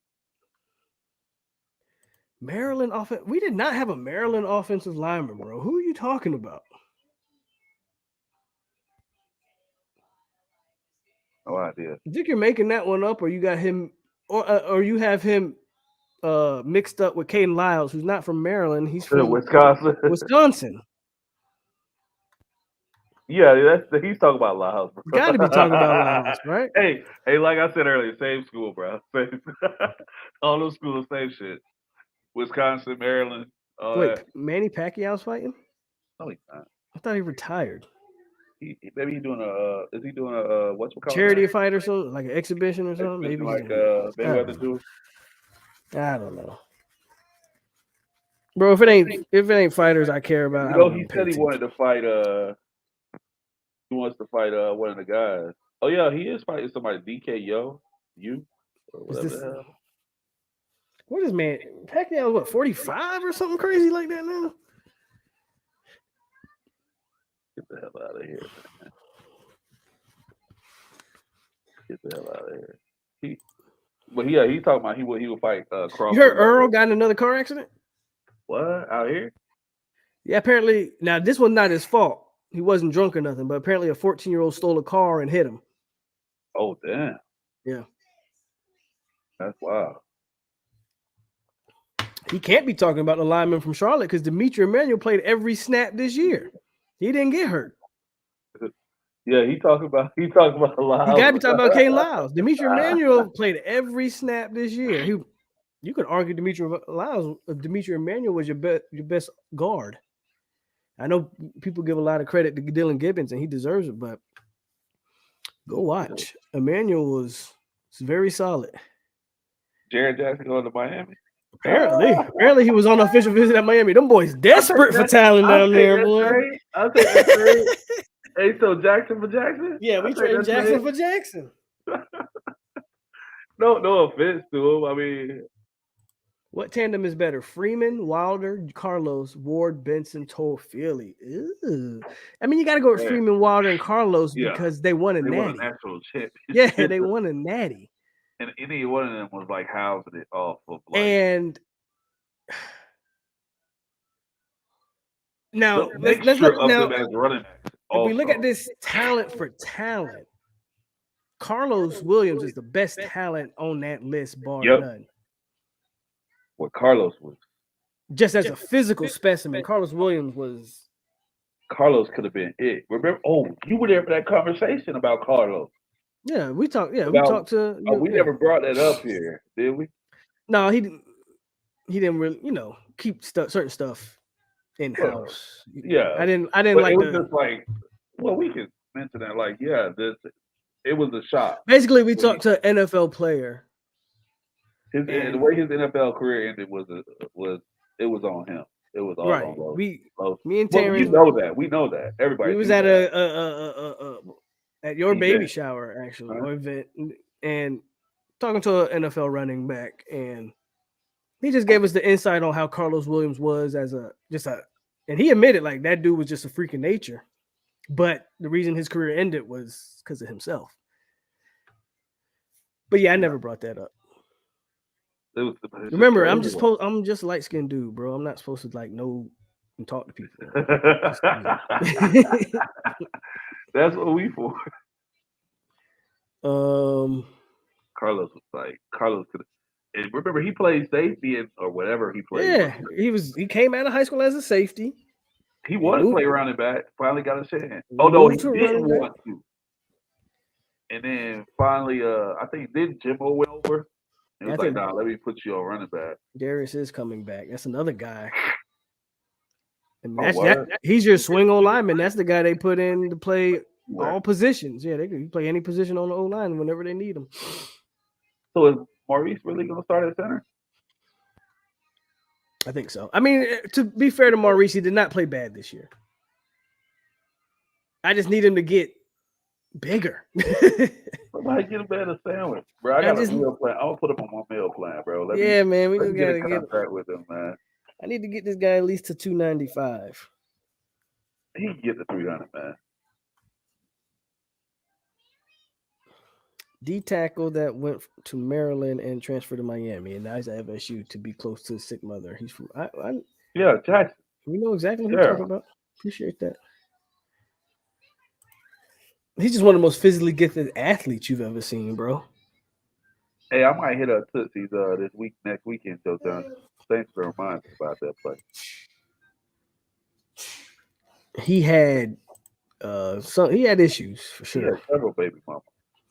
He had issues. But to go back to that one, I mean, where is it? Oh, who was the better group? Yeah, I just want to go back to it. Freeman was the most consistent out of all of them.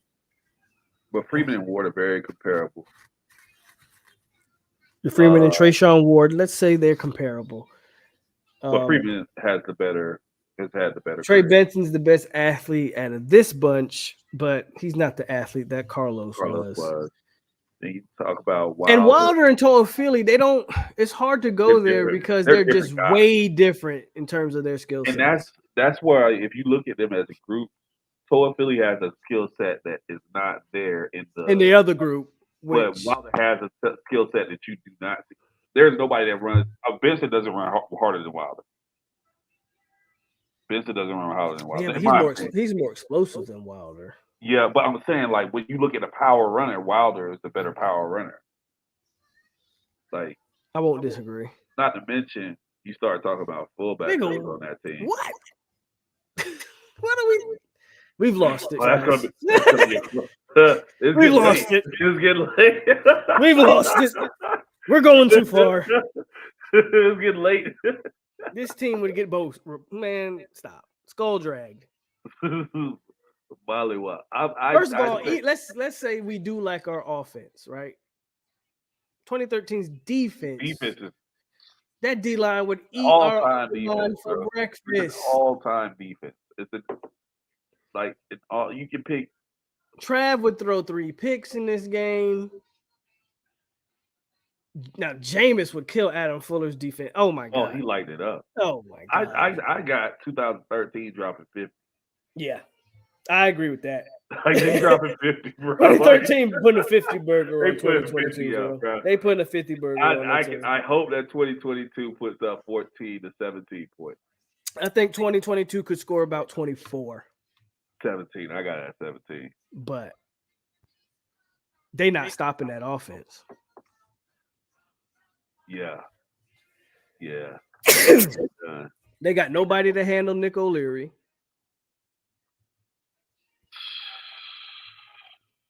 They got nobody to match up with Kelvin Benjamin. KB, yeah. Rashard Green Rashard, eating in the middle of the field up. Finding every open spot. And there were a lot of them. We got away with some shit.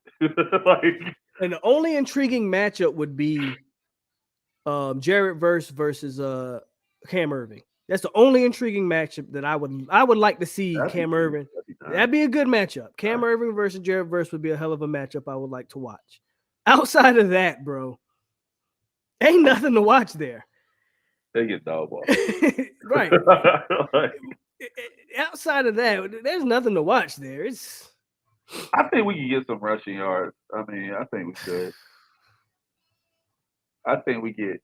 We don't win any other matchup. And I say we like we've got two different teams. Right. I had to think about that for a second. I think they get some rushing yards. 2020. No, I said it would be an interesting matchup. I didn't say Verse would win, but Verse would have his moments against Cam. He's strong enough. He's strong enough. He's a better athlete. He's a hell of an athlete. I think Verse will have some moments. Cam would shut him down. Okay, how about Cam versus Jermaine? I think Jermaine wins that.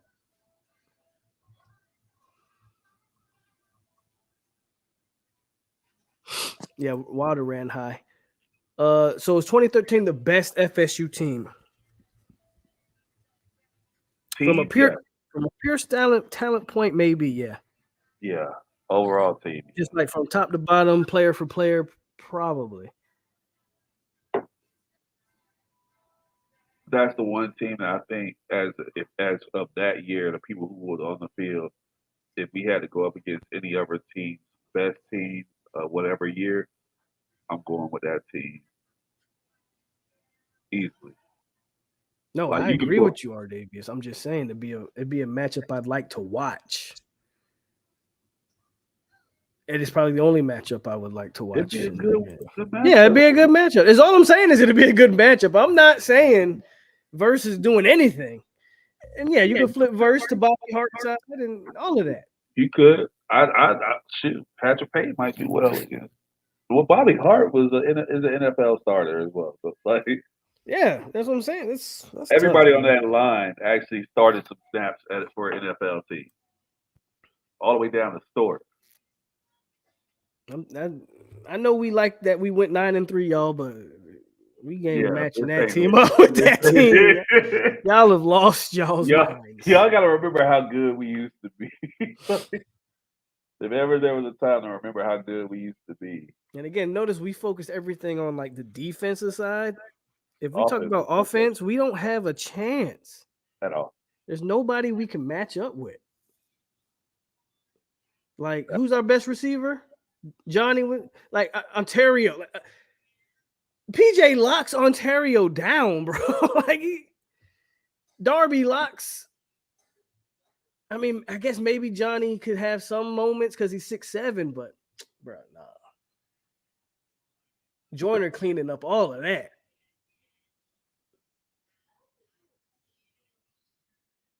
That's crazy. Yeah, you can hope that maybe, because I don't even see Jordan Travis running well. I don't know if Jordan outrunning tells him, bro. Jordan Travis doesn't finish the game. Probably not. I don't know. It's bad. We beat 2012 Alabama. Bro, Jordan Travis have a hell of a time outrunning Telvin Smith.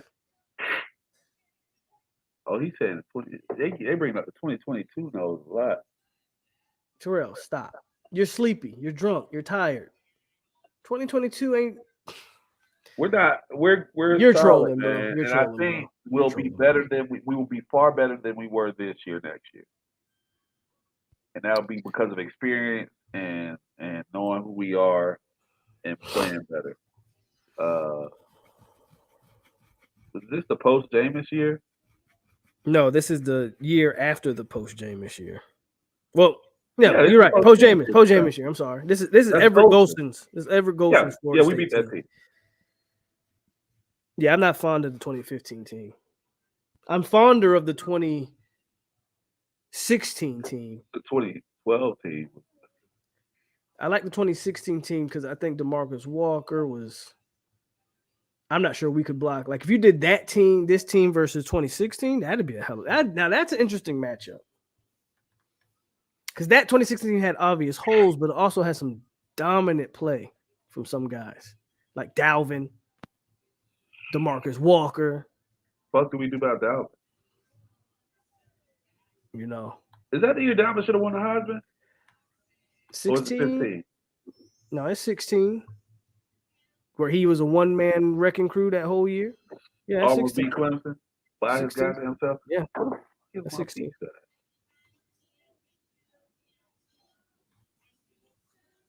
Von Walker. Yeah, Von Francois. Walker was a baller. He went to Green Bay and ended up balling out there. I think he had a year or two at Green Bay, right? Yeah, he had a couple good seasons, where he balled out. Francois was the quarterback. In 2016, yeah. Yeah, and then was it Hornibrook there? No, Hornibrook was 2017. No, Yeah. Hornibrook is once Jimbo leaves, and Hornibrook didn't come there till 2018. But that's Will- the Will- goddamn order. Willie's last year is when Hornibrook came. Domino. I do agree. I think that's a good matchup on paper. That fits me. They canceled my pizza order, bro. I'm upset right now. Nick Marshall. I mean, I hear what you're saying, but that Auburn team was better than this 2022 team. So Yeah, we just yeah. What are they? what Auburn? Yeah, Auburn was better than this team. That offer team was not that good. Auburn was better than this team, bro. You had a guy like Trey Mason. You had that offensive line, that tackle that went in the first round. You had Nick Marshall. You had Sammy Coates on that team. Yeah. You had some guys on that Auburn I think team. they just had a good. Again. And they had some lucky games that year for sure. Yeah, for sure. that yeah. I think that's what it was for me. I just feel like they got really lucky a couple times.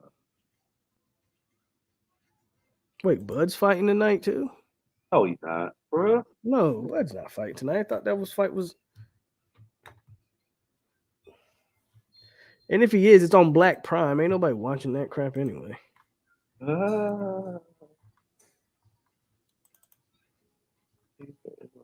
ain't watching that shit.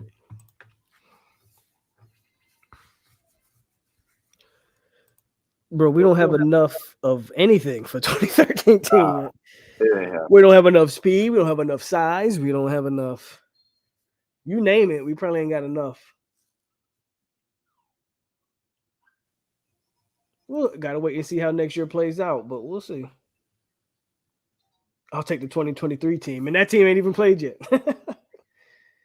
That team, hey, that team's gonna be something, man. What was your favorite part of the season? Mine was LSU blocked field goal and the Daniels. I'll be honest with you. My favorite part of the season. I wish I could have seen me. In Miami, yeah. Yes, if I would have did a watch along, like the way I was cussing my TV out, and not in a bad way, but I was like, "Get these fucking bums off my screen!" Like I was into that game.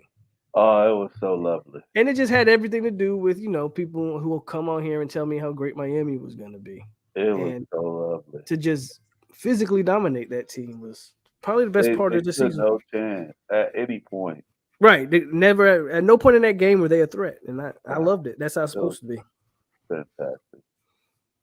That's probably my favorite part of the season. The LSU game was amazing too, though.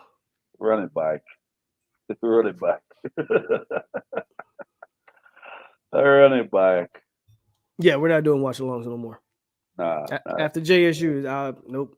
I consider we should do it for the Florida game, bro, but I was like, nah, I ain't gonna risk it. Not after what happened to him. What would it take for the mic to drop the can't recruit talk? Let's close strong here down the stretch, bro. Like I'm still on the fence when it comes to the recruiting I because need to see Baxter. I do. Well, that's not gonna happen. So I don't want. I'm not on. Y'all know me. I'm more sensible than Terrence. Terrence about to say he want Baxter. He want all this. Going back to Bane. I want it all. Nah. But just close strong. Yeah. Close strong. I'm not. That's it. Get me a top. Where we at? I think we're 18 or something like that right now. Get me in the top 12. I would love a top 10. I think top 10 is probably pushing it. I think to get top 10, you would have to flip Baxter or something like that. Get me in the top 12, man. Hey, I can agree with that. That's fine. That's fine. That's what you want, top 12? That's good enough for you? Give me top 12. This year, yeah. I said back in like August that this recruiting class was pretty much done. I just feel like there's some room. Like there's some room, but you would have to get everybody you got on campus this weekend, which I don't know how possible that is. Not everybody. I don't think you're getting Bane. Okay. I don't think we get Bane. All three of the DBs. You get the Penn State DB, get him to decommit and flip, Edwin Joseph and Brown. And then we can talk about closing strong and what that takes. Okay. So no, I'm not sold on it. I think recruiters recruit, and I told y'all I was hesitant about talking recruit until I saw how the season ended. And we finished freaking 9-3, but can anybody show me where the recruiting's picked up drastically? Now, again, I don't want to jump the gun, but I want to see how we close. Y'all told me winning fixed recruiting. Well, here we are. Where's the recruiting? My belief is recruiters gonna recruit. Does winning help? Yes, but watch what recruiters gonna sell. Willie's gonna go to Colorado and recruit like a motherfucker. Well, that has a lot to do with Deion too, but Willie gonna recruit. Atkins was recruiting last year. But I've always said that about Alex, right? Everybody talking about some losing don't help recruiting. Well, Alex ain't have a hard time pulling in a bunch of 4-stars on that old line. I said that. I said the same thing. So again, recruiters recruit, in my opinion. Atkins had no problem pulling Armella, Quayshawn Sapp, Jalen Early, those 3 4-stars right there. Yeah. Off rip. So in my opinion, recruiters recruit. I like Mike, and it might not be a Mike issue. What it might be is we need to get better recruiters around Mike. Because you can't expect your head coach to be the closer, or not even the closer. Well, no. He probably should be the closer, right? But can your position coaches even get him in the room? Your position coaches should put your head coach in a position where he just has to seal the deal, right? So I think Mike works hard. I think Mike does the things that a closer should do. My problem is the guys that's leading up to that. What time is it?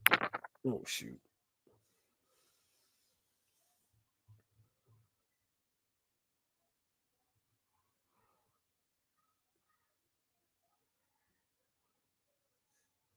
I mean, definitely winning. You got to win. I'm not saying you don't win, but recruiting is just like an innate thing that you got to have too, though.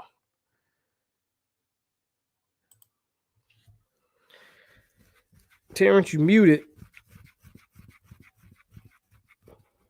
I said it's gonna happen or it's gonna happen. Like, I'm not giving them a pass on that, man. It has to happen.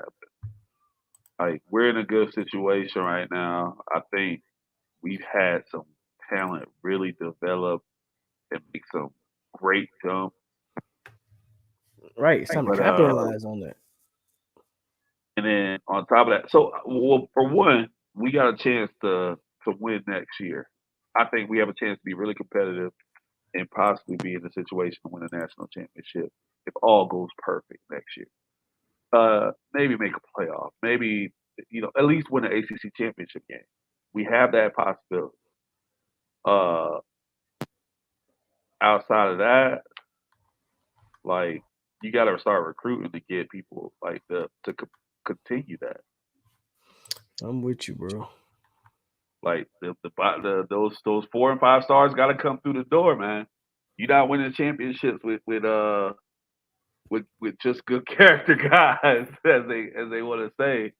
You need some of those, but you need some people who if they weren't on your team might be robbing a liquor store too.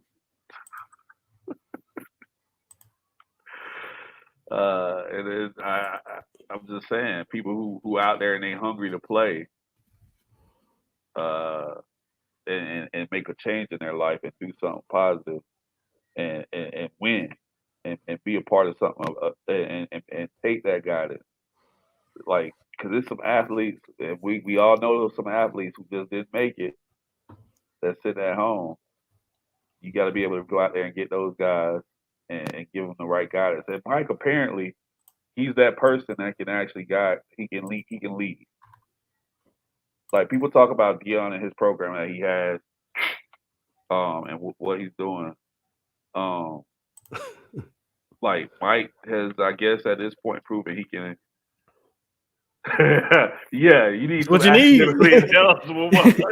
Some guys you might have to bend the rules for. Hey, you feel me? Hey, Bobby Bow made a living off of it. But but yeah, man, you gotta get that together and take advantage of the winning.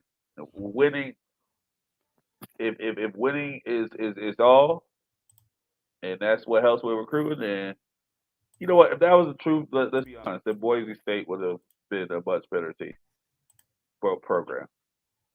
They won a whole bunch of games. What are they doing in the recruiting game right now?